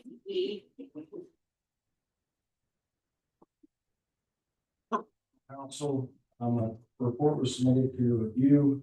In summary, the fire company responded to 18 calls for the month of April. Those include one residential fire, one extinguished fire, 2 smoke conditions, 1 brush fire, 1 smoke investigation, 2 odor investigations, 3 residential fire alarms, 3 commercial fire alarms, 1 carbon monoxide alarm, 1 natural gas leak, 1 water condition, and 1 vehicle accident. Of those 18 calls, 8 of those were in the borough of Verona, and we provided mutual aid, 4 calls into Penn Hills, 3 calls into Oakmont, 2 calls into Farnborough, and 1 call into Chubby. Very good. Questions or comments from council? Very good. Thank you for your service. Next, we have the EMS report. Councilor Carpenter, do you mind walking us through? Sure. For the month of April, Lower Valley Ambulance Service treated 11 ALS patients, 8 BLS patients. They did 8 fire standbys, 6. They had 6 refusals. They had 2 lift assits, 1 mutual aid response, and 4 no transport or other. A total of 40 calls. Any questions or comments on the EMS report? Very good. Thank you. With that, we'll move next to the solicitor's report, Mr. Alexander. Thank you, President. I did submit a written report. It's in your packet. I do see that there is a item under my report, discussion and possible action on Zoom policy. We've had a Zoom policy here ever since COVID. back when we were all required to appear virtually. And when COVID came to an end, we continued that Zoom policy for the residents so that, you know, some people complain that our meetings are too late. They can't, you know, they can't get here because they're putting their kids to bed. Some people complain it's too late and they're going to bed because, you know, for whatever reason. But it's come to a point in time where there's been some talk on council to maybe do away with that Zoom policy. It's sort of reached its end. Look at you guys here today. This is fantastic. I don't remember the last time we had a full council chambers like that, like this. So there is some consideration on council to do away with that Zoom policy and return to the council chambers in person each and every meeting. So that's the discussion on the floor at this point. Would anyone like to comment on the Zoom policy this time? Well, the Zoom policy at this point is basically that we'll have Zoom. We currently have Zoom, we have. Public participation through Zoom instead of coming into the meeting, you never know when it's gonna break down. Those are the things that people bring up to me. Yes, okay, so part of our policy is that they can participate and make comment from Zoom. Some places they live stream the meetings, but don't allow people unless they pre-register to comment from Zoom. I would like to point out that our wonderful recordings that we have available after the meeting for people to watch who can't make it at all come from having Zoom. I personally think Zoom is great. I think people have been very respectful on Zoom when we had the old method. Currently, we're using a different method, which is called a webinar. It's an upgrade and it allows people to be on Zoom, but we can't necessarily see them and they can't see who else is on Zoom. They only know that they're on Zoom. And if they want to speak, you know, hopefully we're keeping good enough track of it. We had a glitch last month, but Jacob figured out a way to fix it. I personally am a proponent of Zoom. I like it. That's sort of what you're mentioning, Nancy, is sort of like a live stream. Where if you're sitting at home watching a live stream on YouTube or whatever else, anybody can watch it. Nobody knows who's watching, nobody knows who's not watching it. Right. That's similar to that, but I don't know which communities do it, but everybody has their own way of doing it. Some people don't do it at all. I believe this is a way to be more transparent and open to the entire community. For those who can't make it at all, what if they work here on Tuesday night? You know, then they can watch the meeting tomorrow or Thursday or whatever. Yeah. Yes, and I'm curious to see what the public's comments are on our current hybrid format, and I will make it to public comment. Are there any other questions or comments, either on Zoom or for Mr. Alexander from council at this time? Great. Thank you, Mr. Alexander. We will move on now to the engineer's report with Mr. Hitch. Yeah, Madam. One thing that did not make my report that I did reach out today, the line painting on ARB. So that is still temporary line painting. The contractor did not get back to me yet today, but that's on my radar. It's contracts through Angelino, which is just a note fund, but they use parking lot line painting for the lines. They do use the thermoplastic, so it is weather dependent. They have to have 50 degrees in rising, so that's why it might not have been done. But my last correspondence with them did say May. So as soon as I have an update from them, I'll pass along to the council for that. And that I did confirm with them that will include the parking lines along ARB. Can I just clarify that?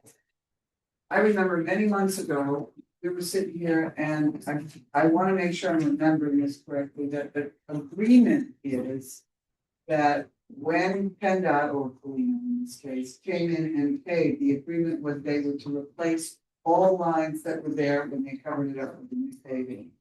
Right. Yeah. So any of the crosswalk lines or the stop bars, the center lines, and then the parking lines, those will all be replaced.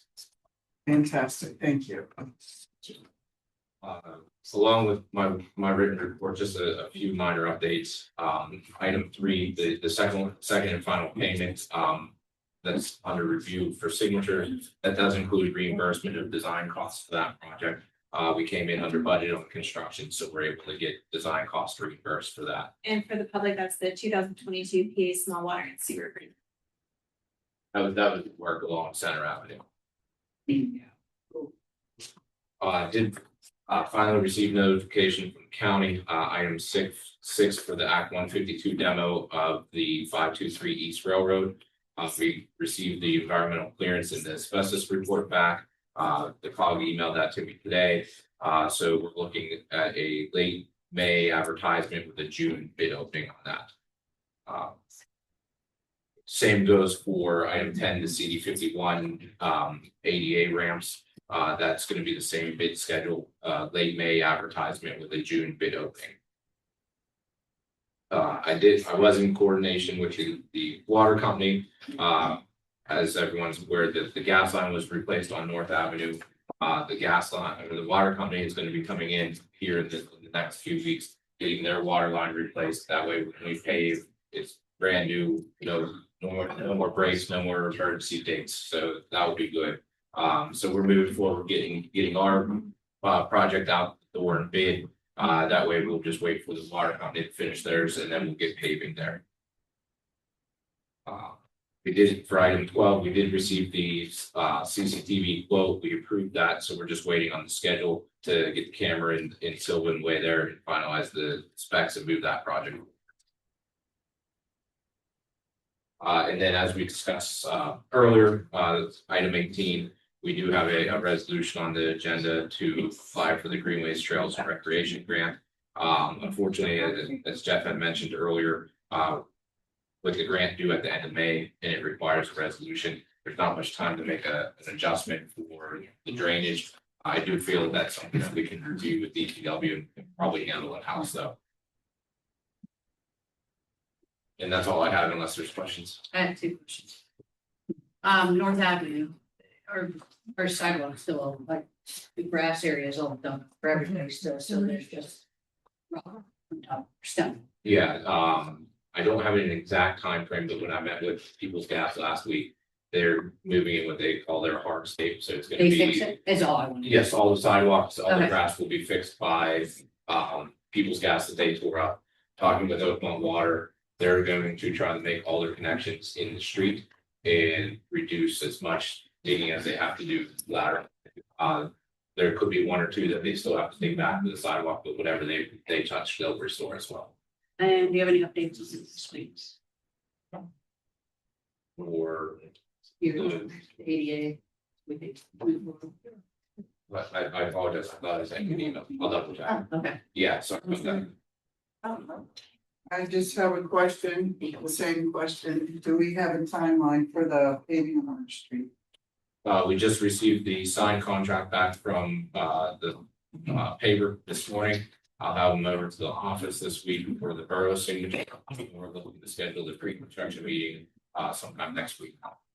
So then, once we meet with the contractor, we'll have a better idea of what their schedule is for moving in. Okay. Do we want to explore the possibility of the funds in tandem with LSA for that funding? So we're still under the design on that. I know initially, some residents expressed concern of the bricks, so we were looking at options of the decorative crosswalks. So some of those details are still up in the air, but we can look at a speed hump or 2 on that. The speed hump is going in that lower part of our street. Correct. Yeah, that was part of the project. Any other questions or comments from Matt? Cecil? The traffic light at Airbnb don't. That grant was submitted. I'll double check on when they announced them. I believe it's sometime in September they announced.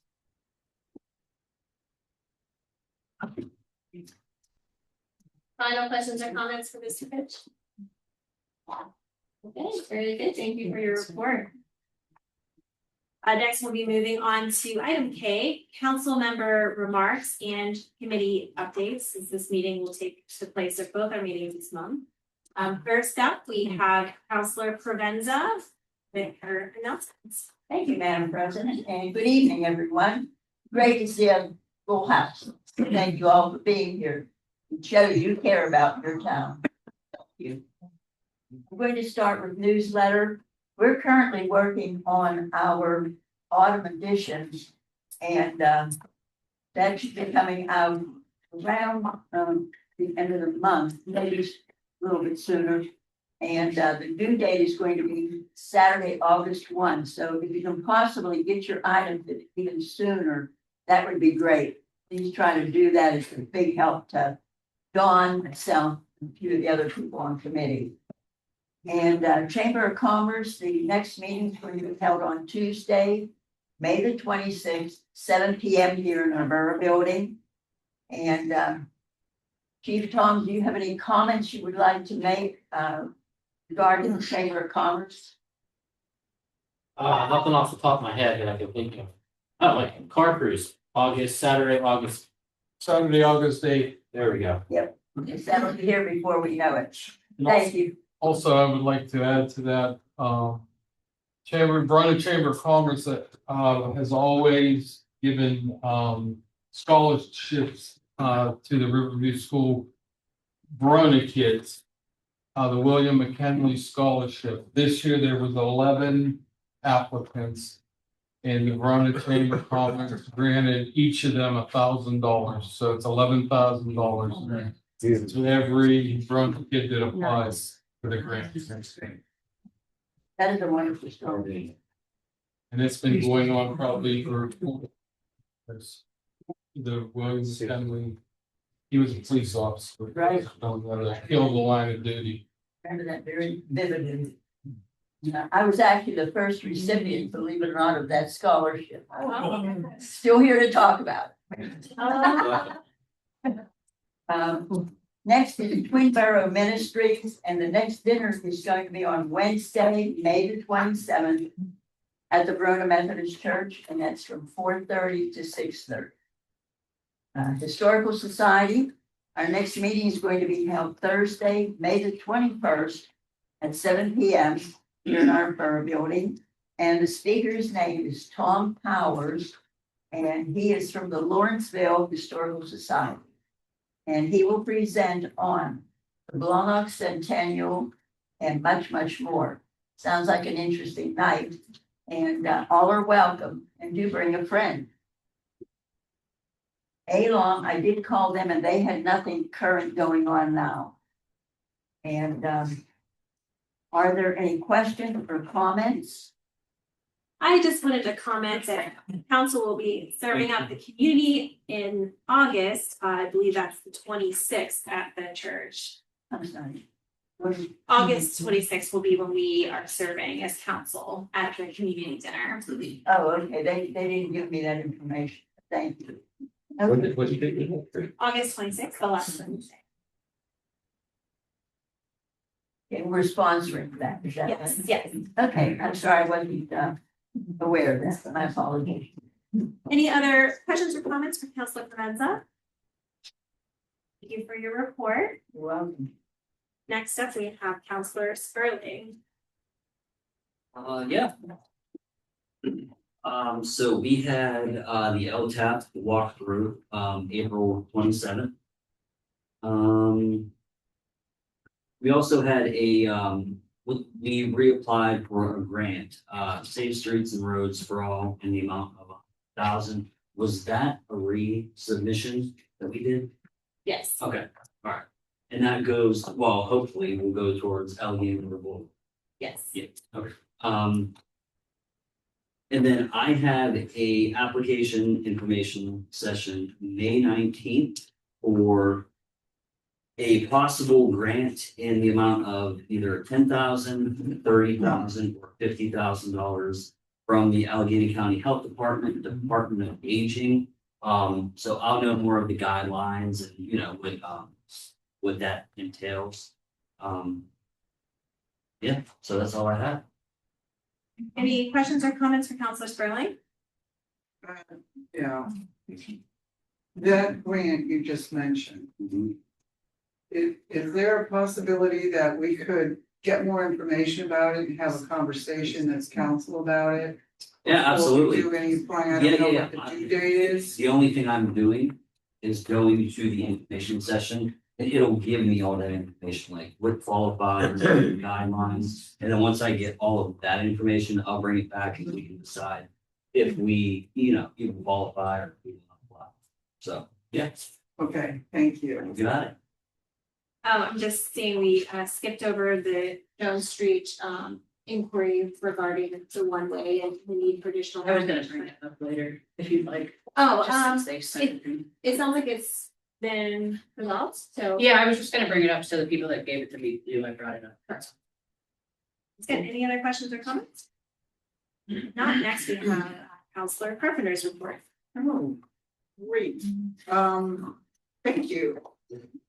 I just wanted to reiterate what the mayor already said in terms of junior council, Ally and John, welcome. It's something that I wanted to help happen for many, many months, and I'm glad that you guys are here. I'm very excited. Thank you.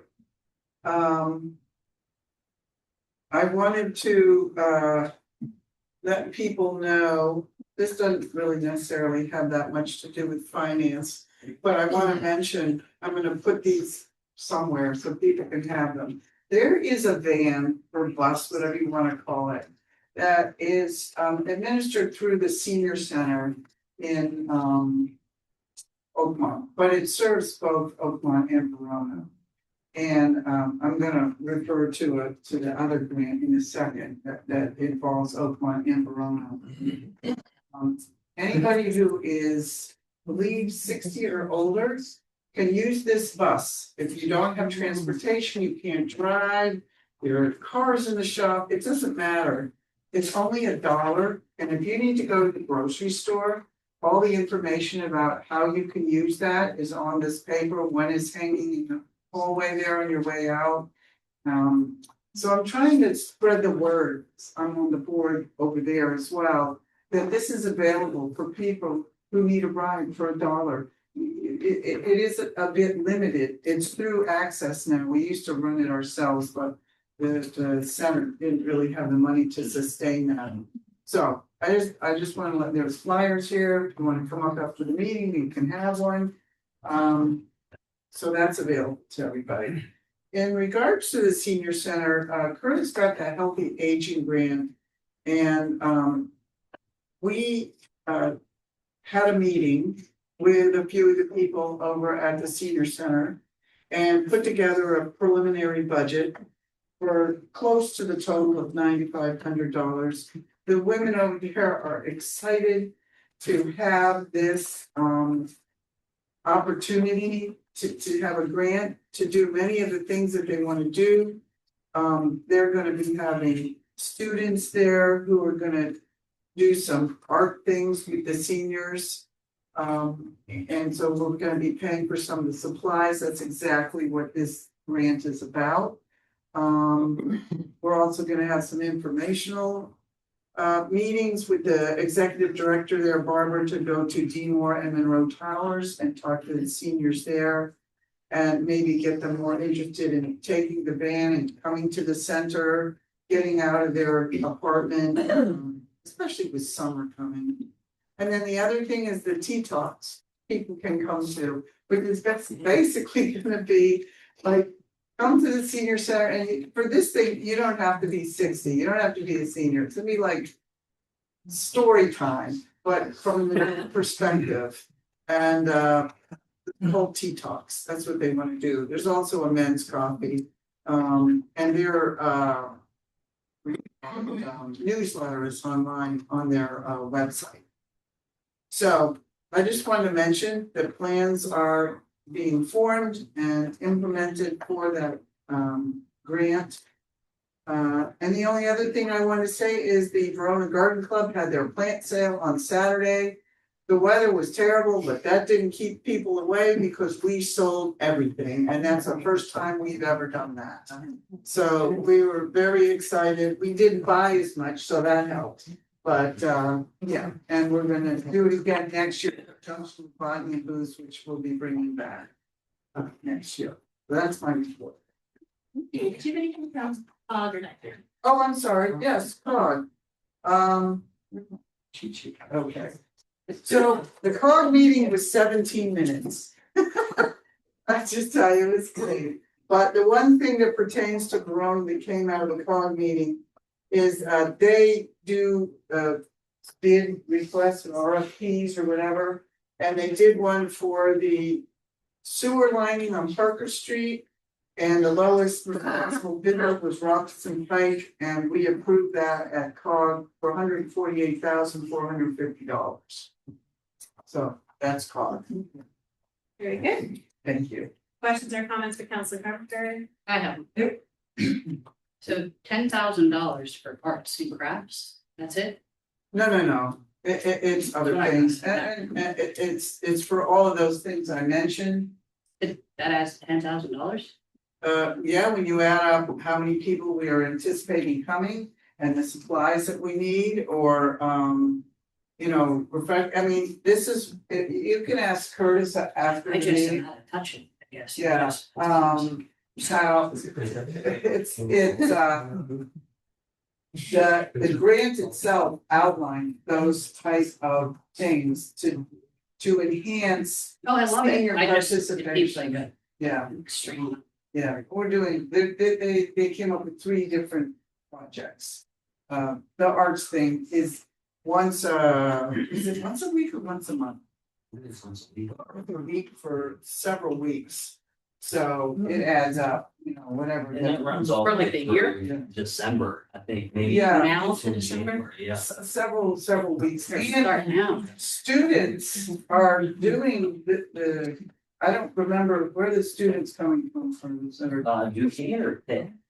Someplace, and they're the ones that are doing these presentations and, you know, so it seems, I'm not in charge of planning any of that, but there are our other creative people on the board that are doing that. Any other questions or comments? Thank you for your reports. Councilor Long and Councilor Jamelis, you don't have any agenda items for tonight. Is there anything you wanted to add? If not, I was move gonna on. skip to the handbook, so. That's all. Yeah, so. Okay, great. Then Councilor Rodriguez, you have the floor. Okay. Craig, do you wanna go over the ordinances? How do you wanna do this? So I don't, you go ahead. I did, You're I didn't get to jump into it. Lord, It's just, I okay, said, so if you don't know, I run a rescue here, and basically. In Pittsburgh, in the city, they passed an ordinance, you can't be clogged. And they sent this to us to just add it to our ordinance, and then we would send it to our local vets, which we only have one, so that they would adapt to it. It's illegal anyway, but it's just to bring attention to it, I guess. The next one would be a noise ordinance. We don't have one, so. Submitted one to do. Together. Noise on cats. No. It's just a noise. she said on noise ordinance within the borough. What ordinance are a little tricky? But the word is highly scrutinized and what the word. Trying to bring our attention in. Can you say that again, Mr. Alexander? Well, we've been here 2 hours. I said noise ordinance are very Right, tricky. exactly. Yeah.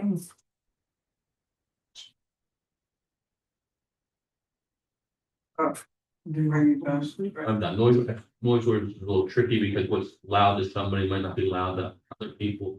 And of course, scrutinize those a little more than they scrutinize other types of things. This is just a bring up thing that supposedly we don't have. We don't, I don't think we do. I don't know. I think Kelly's right. I promise. Chief. We don't. Just I did can't it, find so anything. that's why I submitted it. I'm just doing people asked. Okay, let me pause you for 1 second. It sounds like the first one you discussed, the cat decline, is kind of like a copy and paste from the larger regional wide initiative. Right, that's what That's what I said, the city. So are there any questions or comments on that one in particular? Come on. Let's hear it. But we don't have it in here. It's in your attachment, should be. What attachment? I don't know, send it. They don't have the actual verbiage of the one for, so. You know, it would be something that next workshop meeting would be discussed. Yeah, I have the whole Go thing, to- which is from the city to adopt to. Okay, so So I would like to see that, and It doesn't, you can't do anything anyway, so like if you went and try to do it, I mean, it's already it. who's our vet? Spay and neuter, yeah, spay and neuter, Stand Creek. Oh, but that's not in wrong proper. Is it technically the house? Yes. No, then we're good.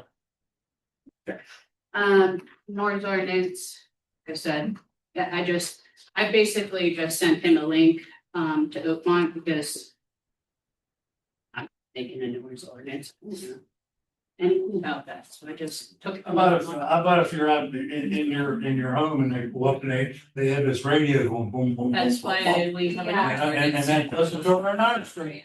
Bob, good morning. I'm gonna ask you to hold public comments. I'm sorry. Okay. So we get through this quickly. Sorry. Next one, road ordinance. So I've had complaints about people parking in yards and on the streets. And also, since we're having the bike path, it's pretty important to bring this up because people park their boats there, from what I hear. So basically, you can't park in the front yard or on the street for a certain amount of hours.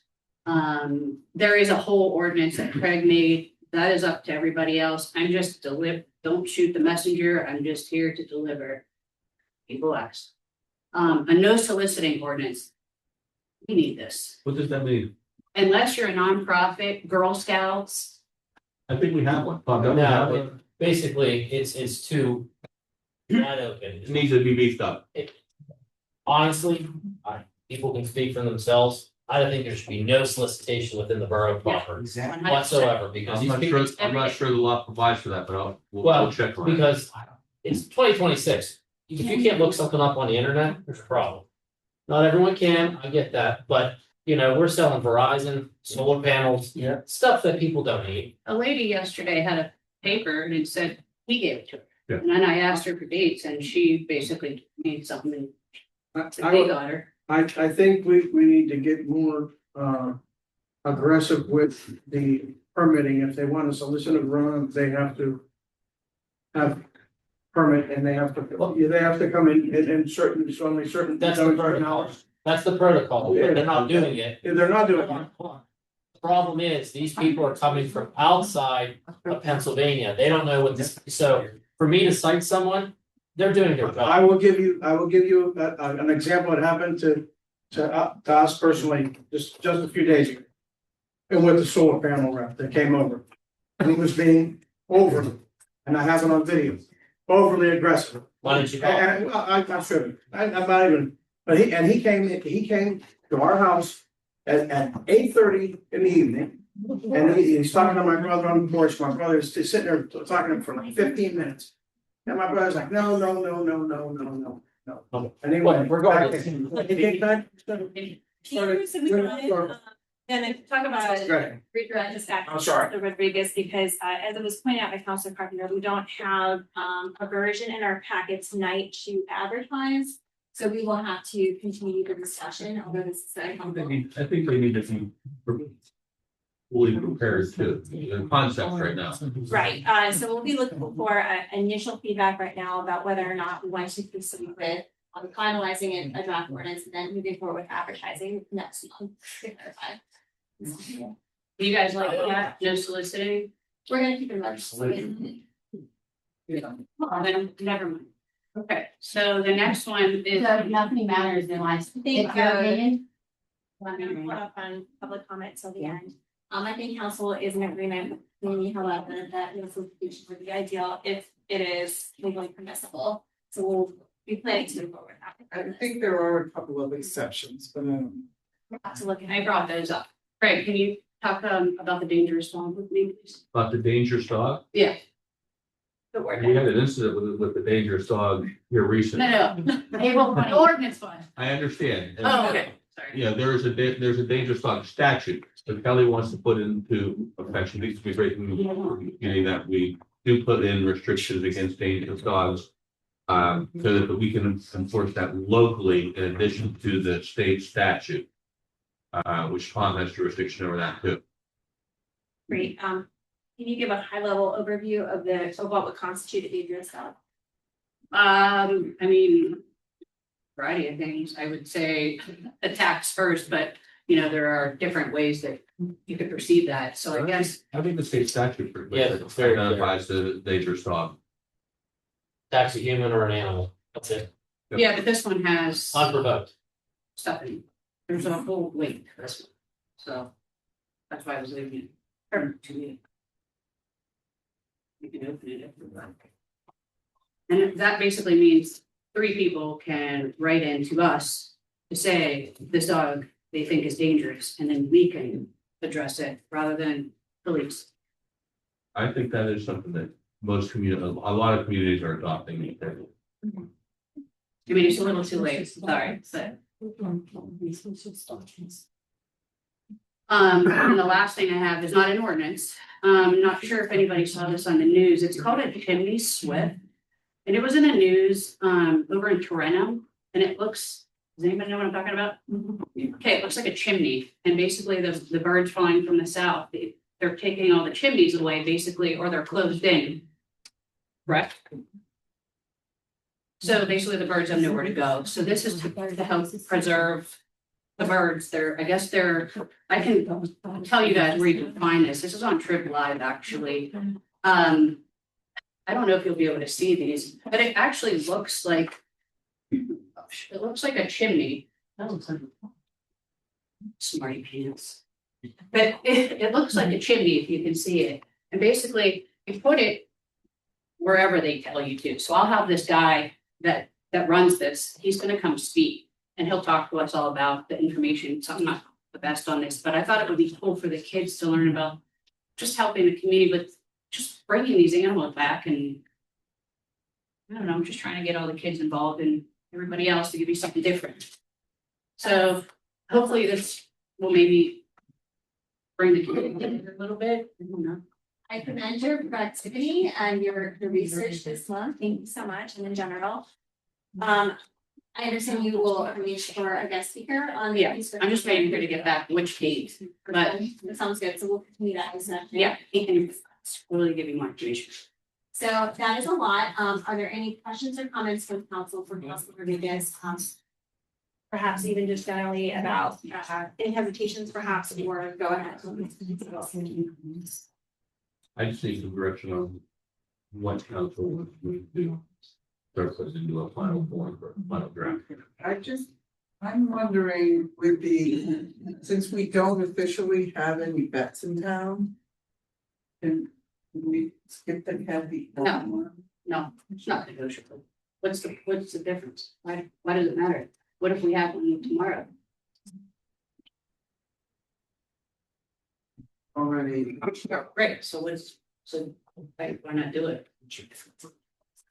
And I do have a comment about the Zoom. I do agree with not having, I think it's a waste of time. I think it's foolish and it's way too long and. Yes, noted. Kelly, if you could select your top 3 to push forward at this time, what would they be? For which? Ordinances. I don't know, the dangerous tech for sure. I think probably the boat because the street. And us, you know. I already have a version of, I do already have a version of the code ordinance. Okay. So then. Yes, I know. No soliciting for sure, so then that just leaves, there's only 3 left, so that's that, I guess. Yeah, I like the idea of the float storage on the street, but I thought we already had. It is the only thing, we are a river town, and people need somewhere. That's why we're worried about that area. For the kids. Yes, that, Yeah. For sure. Yeah, so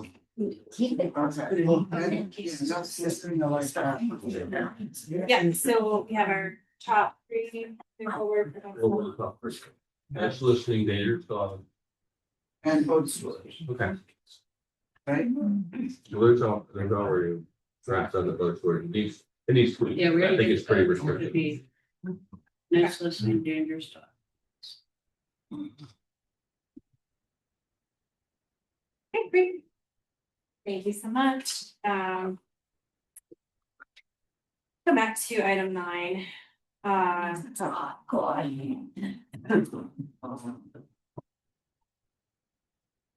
gonna do this in section 10 ordinary items. Have a motion to accept the bills from April 2026 and a motion to approve the minutes of March 10th and March 17th, 2026. We doing one at a time? I'll make a motion to accept the bill from April of 2026. And the minutes.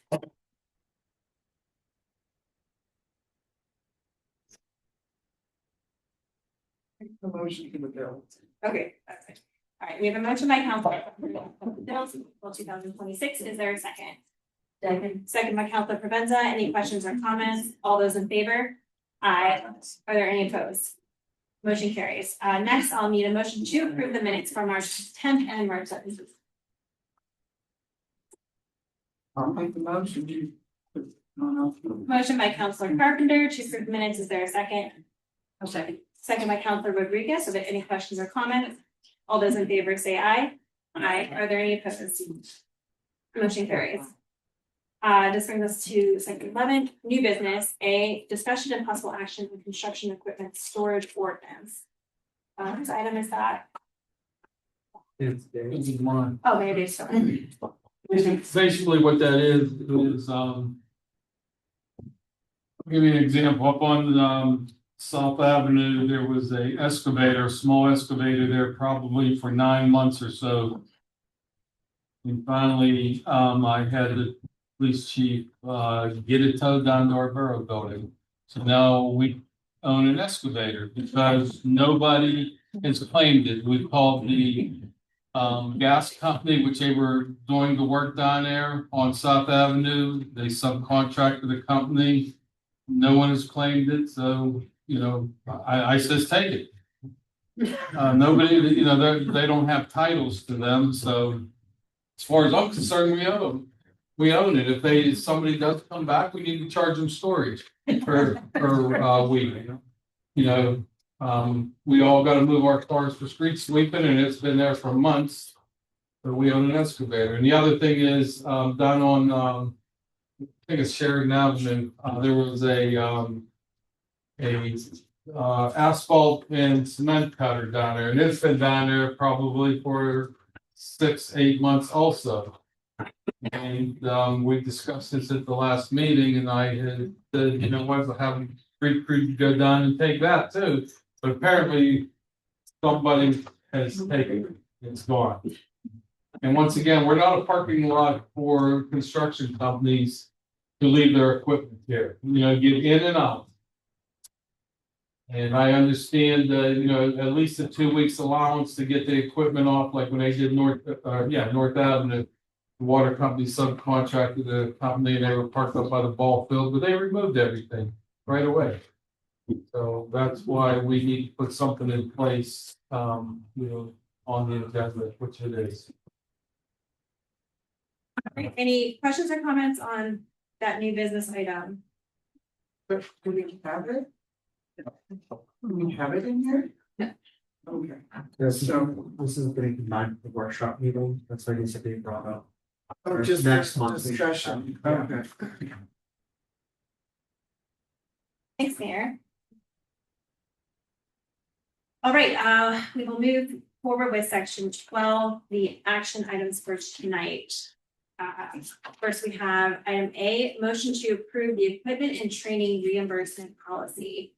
Chief Jessel has provided a revised policy for equipment and training reimbursement. At this time, council must move to adopt the equipment and training reimbursement policy as attached. And that is included in everyone's packet for tonight, and Chief Jessel included in as well.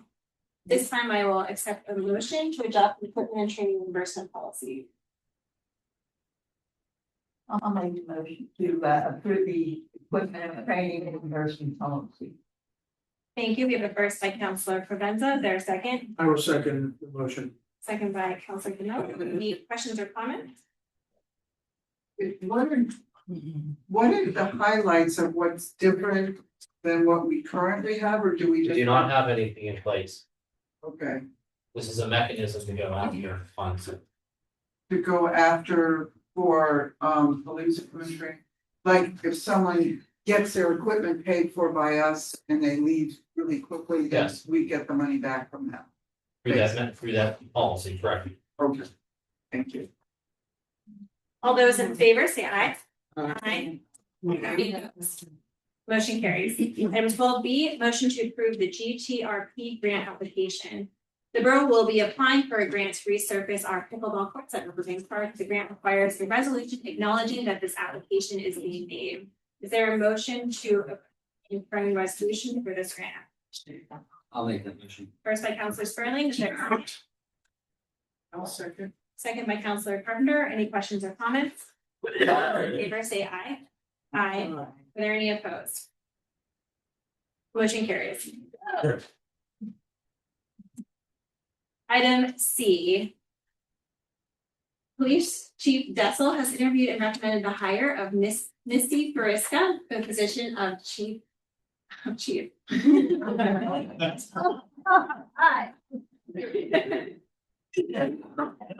For the position of Police Secretary. This time I will accept a motion to move forward with hiring Misty. I'll make the motion to hire Misty Fariska as police secretary. First by Counselor Carpenter, is there a second? I'll second. Second by Counselor Rodriguez. Any questions or comments? All those in favor say aye. Aye. Are there any opposed? Motion carries. Welcome aboard, Misty.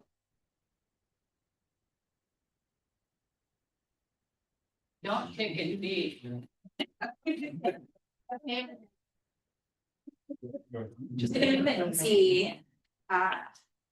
Leah Wilson resignation.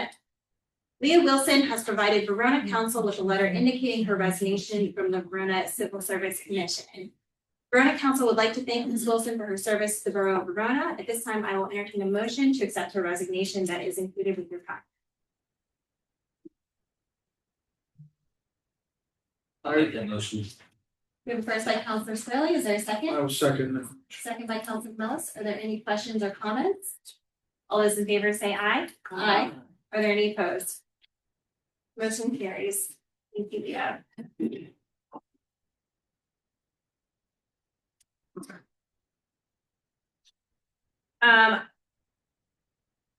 We have discussed several ordinances tonight. However, at this time, I will accept a motion to table item E, vape shop ordinance, and item H through M, the additional ordinances, until a further date.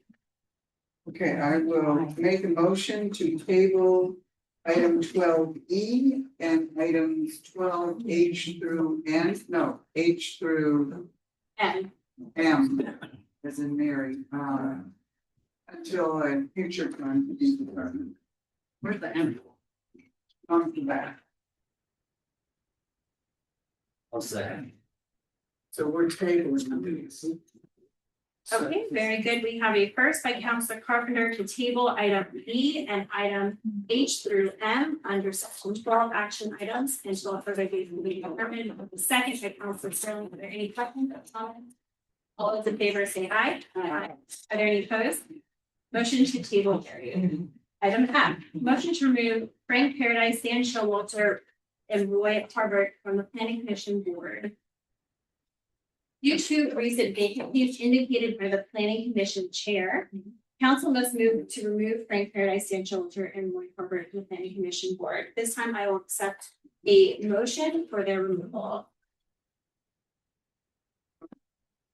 I'll make a motion to remove Frank Paradise, Dan Showalter, and Roy Hart from the Planning Commission Board, as indicated by the Planning Commission Chair.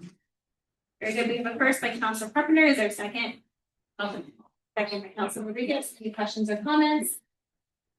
Just want to thank them and all board members for their service to the borough. All those in favor say aye. Aye. Are there any opposed? Motion carries. Item G, motion to adopt the advertised IPMC ordinance, that's the International Property Maintenance Code. At the last business meeting, council voted to advertise an ordinance adopting the updated version of the International Property Maintenance Code. This ordinance has been properly advertised by our borough solicitor. At this time, I will entertain a motion to proceed with the adoption of the latest edition of the IPMC. Make that motion to adopt it's the 2021. 2021. I think it's important that we put the year in there. Yes. As long as that doesn't change too much. So motion to adopt the 2021 IPM.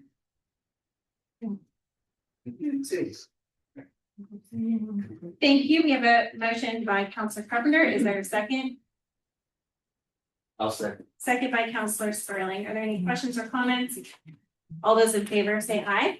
Aye. Are there any opposed? Motion carries. Bless you. Thank you.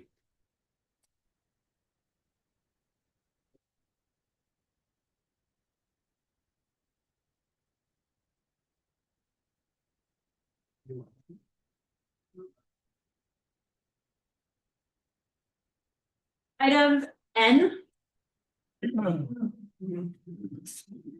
Memorial Day Parade donation. In years past, Borough has donated money to those organizing our annual Memorial Day Parade. Last year, the borough donated $300 to the Verona Oakmont Memorial Day Committee. I will entertain a motion at this time to once again make a donation of $300 to the parade and its organizers. I will make the motion. Make a donation to Memorial Day Parade organization. Motion by Councilor, second by Councilor Provenza. Any questions or comments? All those in favor say aye. Aye. Are there any opposed? Motion carries. Next, we have added item O. This is a motion to accept Leslie Setlocks and Bonnie Wilhelm's letters of resignation from our Parks and Recreation Board that were received and distributed to council last night. Is there a motion to accept these resignations? We'll combine again. You can combine whole people. Sure. Thank you. Oh, that's something with its own piece. Okay. I'll make a motion to accept the resignation of Bonnie Roy and Leslie Setlock from the Parks and Recreation. Thank you. I have a motion first by Councilor Carpenter. Is there a second?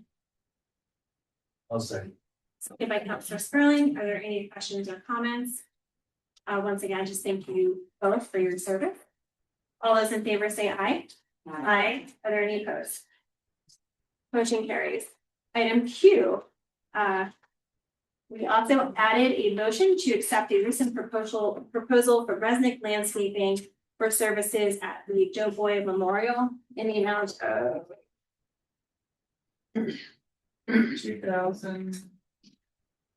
$2,218.72. Thank you.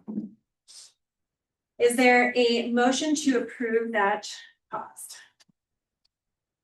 Yes. I'll make a motion to accept the proposal from Resnick Landscaping for $2,218.72. Very good. Motion by Councilor Carpenter. Is there a second?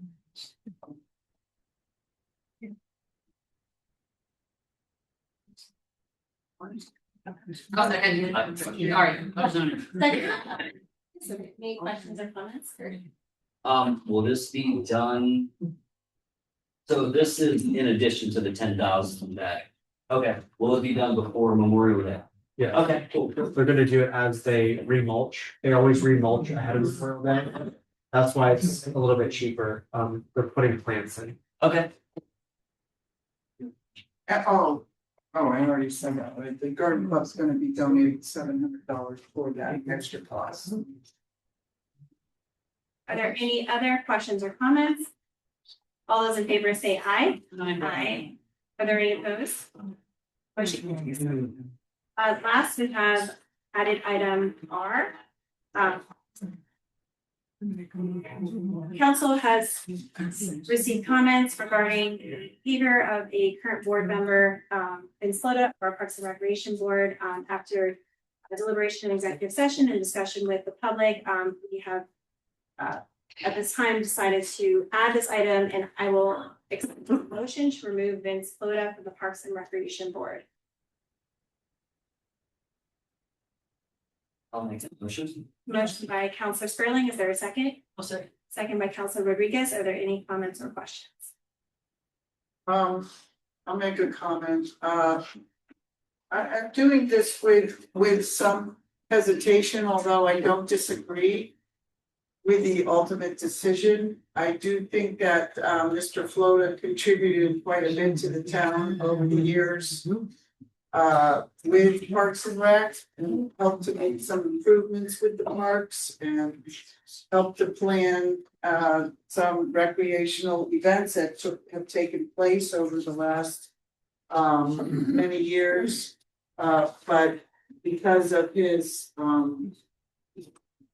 inappropriate commenting on Facebook and the upset that he's caused our community, I have to go on. What we're doing here. Are there any other questions or comments? All those in favor say aye. Aye. Are there any opposed? So like, I shouldn't have to. We can. Motion carries.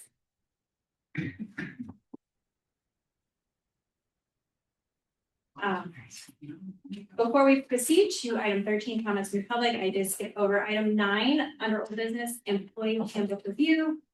Given the time, I want to check in with Council's close to able to do. Good. You want to table it? Table it? Yeah.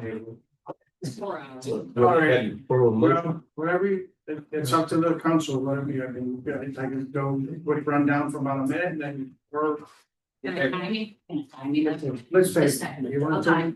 Motion to table, John? To the June, We table it, let's table it, the next one. Everyone wants to get. Yeah, kids got school. Get it done. To clarify, I will move motion to table item 9A, employee handbook review to the June meeting. Is there a first table? First, second. I'll second. Second, Councilor Sperling. Any questions or comments? All those in favor say aye. Aye. Are there any opposed? Motion carries. Item 13, comments from the public. At this time, council will once again hear comments on public related matters. Please approach your podium and raise your virtual hand. Clearly state your name and address and try and limit your comments to 3 minutes or less. Comments should focus on borough business policies or actions. Council is encourages thoughtful feedback on decisions and performance while maintaining respectful and constructive. Judy Williams, for Ridge Avenue. I have a concern for Ridge Avenue. I've noticed that, we have the garbage truck that comes up the street, but there's a neighbor that lives back the street that has this oversized vehicle. And he parks it on the street. And our garbage truck has a heck of a time trying to get through there. Now I'm just wondering, he has like one of those big cabs that people cut grass or whatever, but his is enclosed and everything. But it's like takes up more than half of the street. He also has a little pulley thing gate that he carries that along too sometimes. He parks that in neighbor's yards. I'm just wondering if when or how big can vehicles be parked on a street like that? And something I'm just worried that if a fire truck came up and we have that the ambulance is up there and all that kind of stuff, how are they gonna get through? I mean that, and then another thing, I have one other question on North Avenue. I have a sister who lives on North Avenue and she lives on the lower part. And I'm sure the police know about this, because they called my car, because I was parked in a handicap spot. I mean, I have a handicap light. But anyway, are commercial vehicles allowed to be parked on the main street. Yes, Are they really? yes. There's no orders preventing it. Okay, thank Do you. you want an ordinance now? Saying, I'm here. Oh, okay. Thank you. Thank you, Dee. Vicky Bell, just three quick things. I don't understand this whole debate about the Zoom thing when council is paying for taxpayer money. Both the solicitor and our past borough manager, a lot of money, who said, you know what, you don't advertise for Zoom, you advertise for in-person meetings. So why do we have it? Just get rid of the Zoom. You know, somebody wants it bad enough, they're gonna be able to find out from 7, 8 people and then calling administration on it. The other thing I was wondering about is the Park and Rec Advisory Committee that you accepted resignations on, but started back in the day when I was on council. And it got started with representatives from both Verona and Oakmont Council, as well as Verona and Oakmont community members. And it was to maintain and share responsibility all the parks in the twin boroughs. So why do we have this? It evidently is defunct now. I mean, I don't hear anything about it. So why don't we get rid of the Parks and Rec Advisory Committee altogether? Why are we wasting our time on this? And the other thing I wanted to bring up is telephone poles, leaning telephone poles. At the mayor's suggestion, I contacted Duquesne Light back on December 29th, 2025, because a windstorm, pretty terrific windstorm came through, and people were calling me because the wire going from my house to the telephone pole was leaning. And like in 2 days, the garbage truck was gonna be coming down. I was concerned that it was gonna connect. So I called 911 at the mayor's suggestion. And the next thing I know, the police were sitting out in front of my house. Nobody came up to talk to me about this. And then I get my pajamas on, watching TV, and Duquesne Light came down. I thought it was the armed forces. 3 tankers came down, complete with the buckets and everything. And I thought, they're gonna change the telephone pole right now. The guy, I think, was the supervisor that came up. And he says, no, there's nothing we can do about that wire, it's inactive. I says, well, I told the mayor that this wasn't an emergency. I told 911 it wasn't an emergency. I said, so do what you have to do. I mean, I don't know. I said, I'm more concerned about that pole over there because every time we get a torrential downpour or a windstorm, the pole leans a little bit more. And I can imagine those light fixtures on it are pretty heavy. If that pole comes down, somebody's gonna get hurt or something's going to get damaged.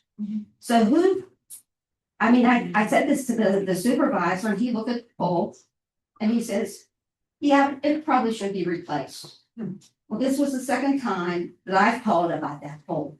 I won't be calling the third time. I hope nobody gets hurt because now I'm bringing it to council. And I would think it's Verona's responsibility to figure out what to do with this leaning pole. Thank you. Can we help elevate that?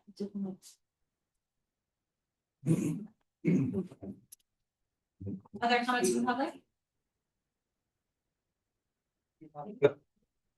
Sorry, go ahead. We're not used to this. Neither are we. This is second time for me, right? I'm Leanne Sortet and. Candy's time went up, and I don't know how to get this off of here. Don't worry, I already know I'm gonna be shut up. I'm not gonna take your minutes. I'm sure you guys have all received my email, you know what I'm upset about, you know why I'm upset. My son and my puppy were attacked. My dog was literally ripped to shreds in my son's arm. We've asked council to do something, not only about the neighbor, but we have also asked to put in an ordinance for, an ordinance for fences. Fences are dilapidated. We have reached out to code enforcement. Chief, I've done everything on my end. I've done my homework.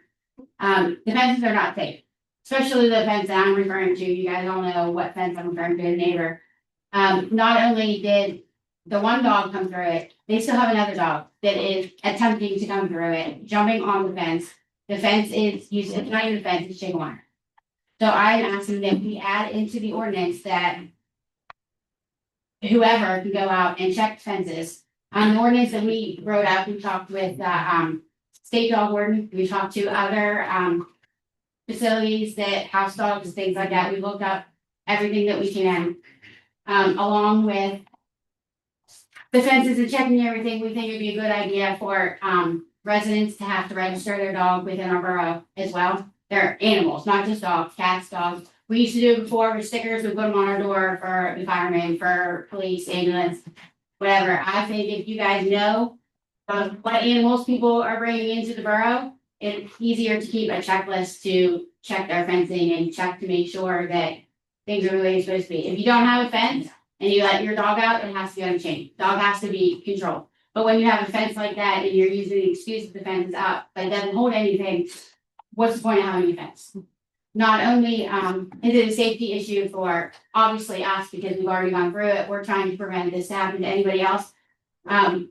It's right next to the park. It's not a dog park, it's a playground. If it wasn't a puppy, what if it's a kid? I understand that the ordinances aren't important to everybody. They weren't even important to me, but now they are. They're not important until they are important. But this needs to be brought up because it's not just this one house. I'm sure there's a million other houses that have fences that are coming down. It's just a safety issue. So I'm asking that you guys add that into the ordinances. I have the wording, I have paperwork from everyone that I talked to, including the game warden.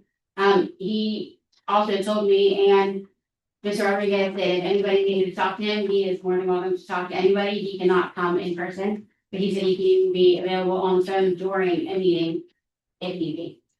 So if anybody wants to talk to them and get some more wording or a better picture on how things should be done or what could be done, I'm more than willing to pass on the information. I did speak with him. There was a suggestion to chip the dogs and cats in this town. I don't know how you guys feel about that. I mean, I found your dog the other day. I'm not sure if he's chipped or not because I didn't go that far. But it does really help someone like me because I mean, I don't typically get friendly cats, but dogs, yeah. And then we scan them and then I can find them in seconds.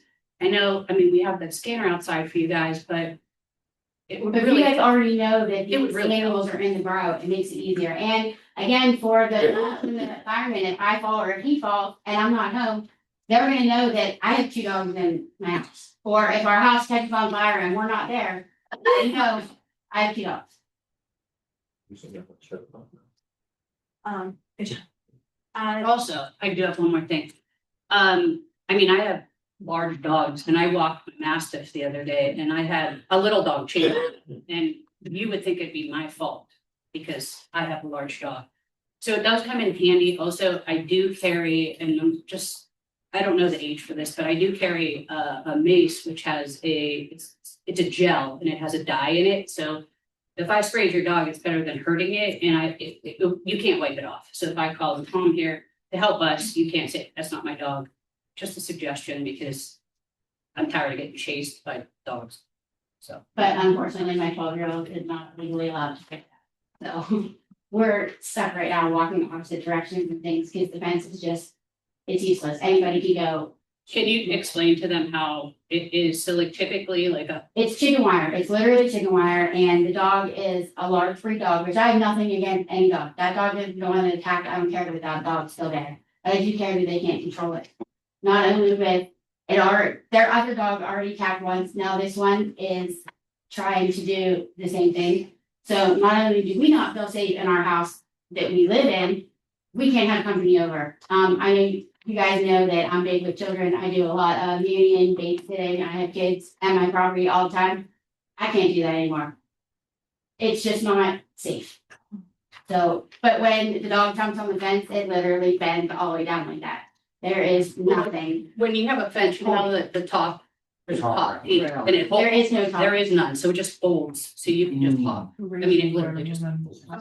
Please forward us all the information, including the contacts. And then I don't want you to do all the ordinances. I'll handle it. So there's okay. So there is something in Eco 360 under 9912, and it says every vicious animal is determined by the borough ground and shall be confined by its owner within. This dog is not considered vicious. There's a big fine line for that. They're not considered vicious until they attack and a judge has to. Yeah, You guys are not legally allowed to call it. vicious. So that's why my So we have to ordinance, change, so we have to but that's change. why my ordinance was proposed so that we could. So you guys can And then designate she the dog has to- dangerous rather than just going to court, cause I still haven't even, this thing happened on April 20th.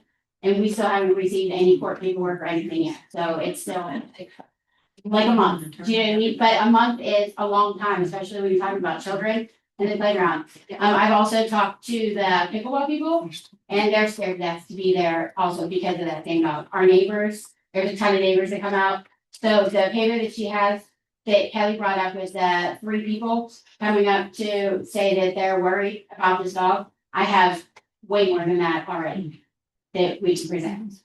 Craig, are there other boroughs that have regulations on like real big dogs as far as like putting them in like pens, like outside, like That's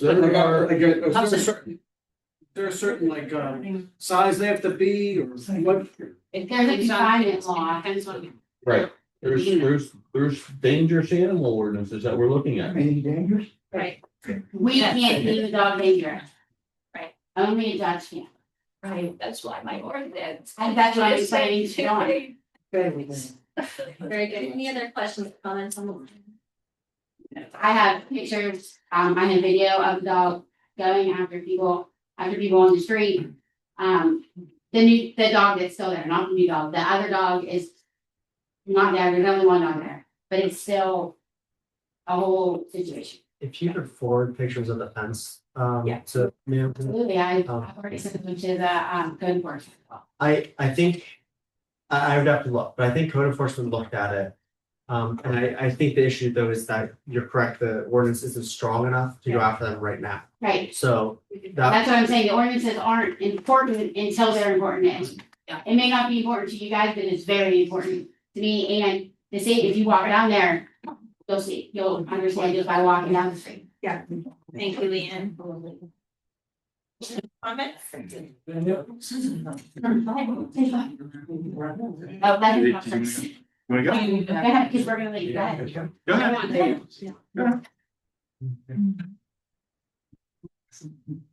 Oh, no, see.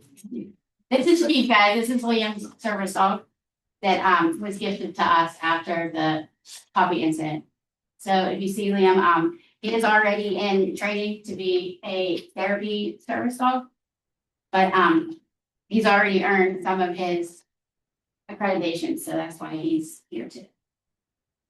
What's his name? Steve. Who was he named after? We didn't name him.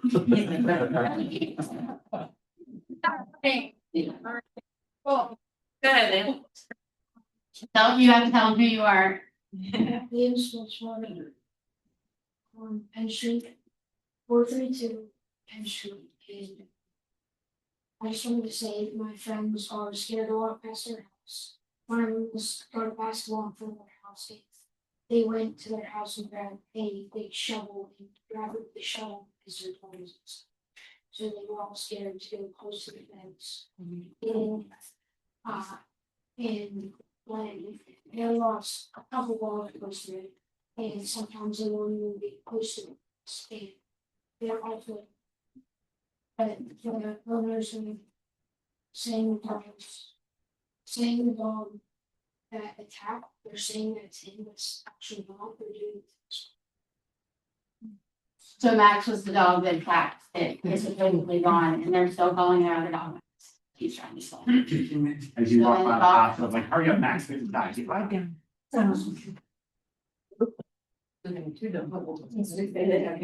It's basically an intimidation. Okay.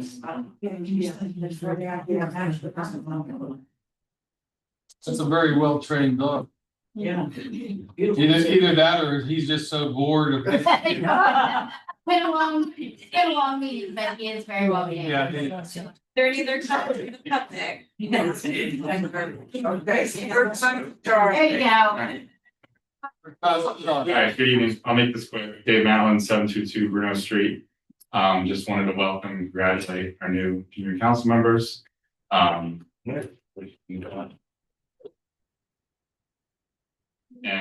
I'm happy to help mentor them. I appreciate council president asking me to help be a mentor to them, so I'll do my best. Yeah, look forward to working with them and helping them understand the how things work. Can you help me and Kurt too? Yeah, it's gonna cost a little bit more but you know, I'm getting paid for them, but sure, we can talk. So real quick, my comment was just in favor of keeping the Zoom hybrid format.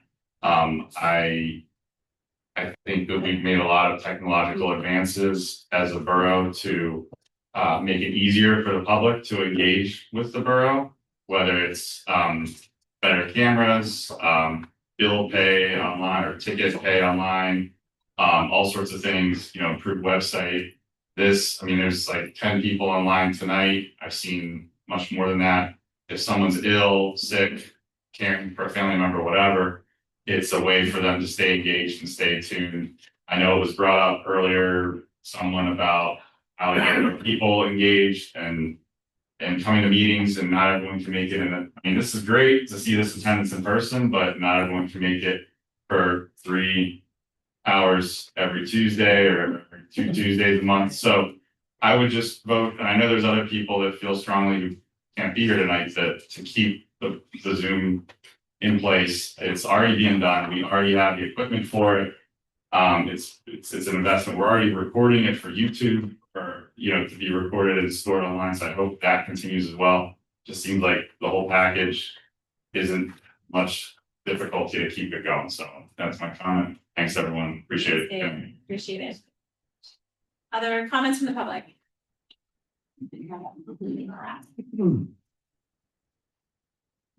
Hi, my name is Sandra Squinswater, 420 North Avenue, and my comment is about the handling of after the incident.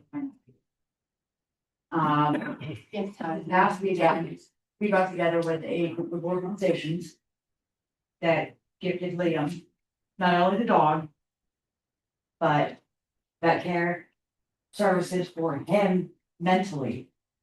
Money to take care of things. A store gifted him gift cards just to try and bring his spirits up.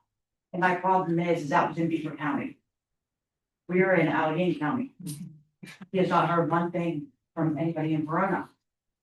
It's town that he has lived in for 13 years. And that's really disappointing to me. His mother has been a part of this community for a very long time, whether you've had problems with her or not. It should not be said that it's her karma, this happened to her. And if you put out there on Facebook like that, it is really disappointing. It's disappointing to the people that live here. I take pride in Verona. I like everybody in Verona, but I really appreciate a little bit more concern and compassion for somebody who's going through what they went through. Okay, thank you. Other comments from the public? If I may, there's 3 students from Riverview. Are you guys from the and ladies from the civic class? Yeah. You're welcome. So don't use the excuse tomorrow morning that you're late because it's 10 o'clock.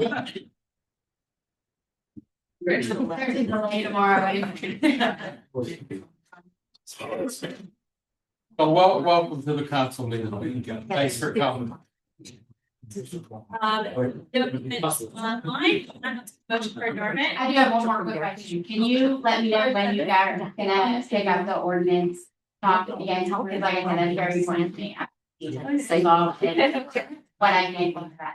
Yes.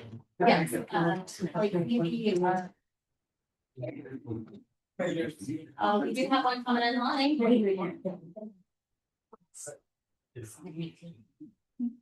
Jen, you're good.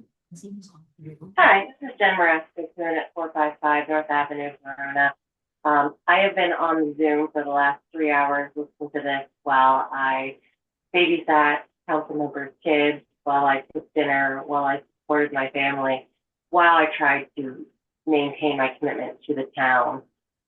We have come a long way since 2020, you know, with technology, with transparency, with communication.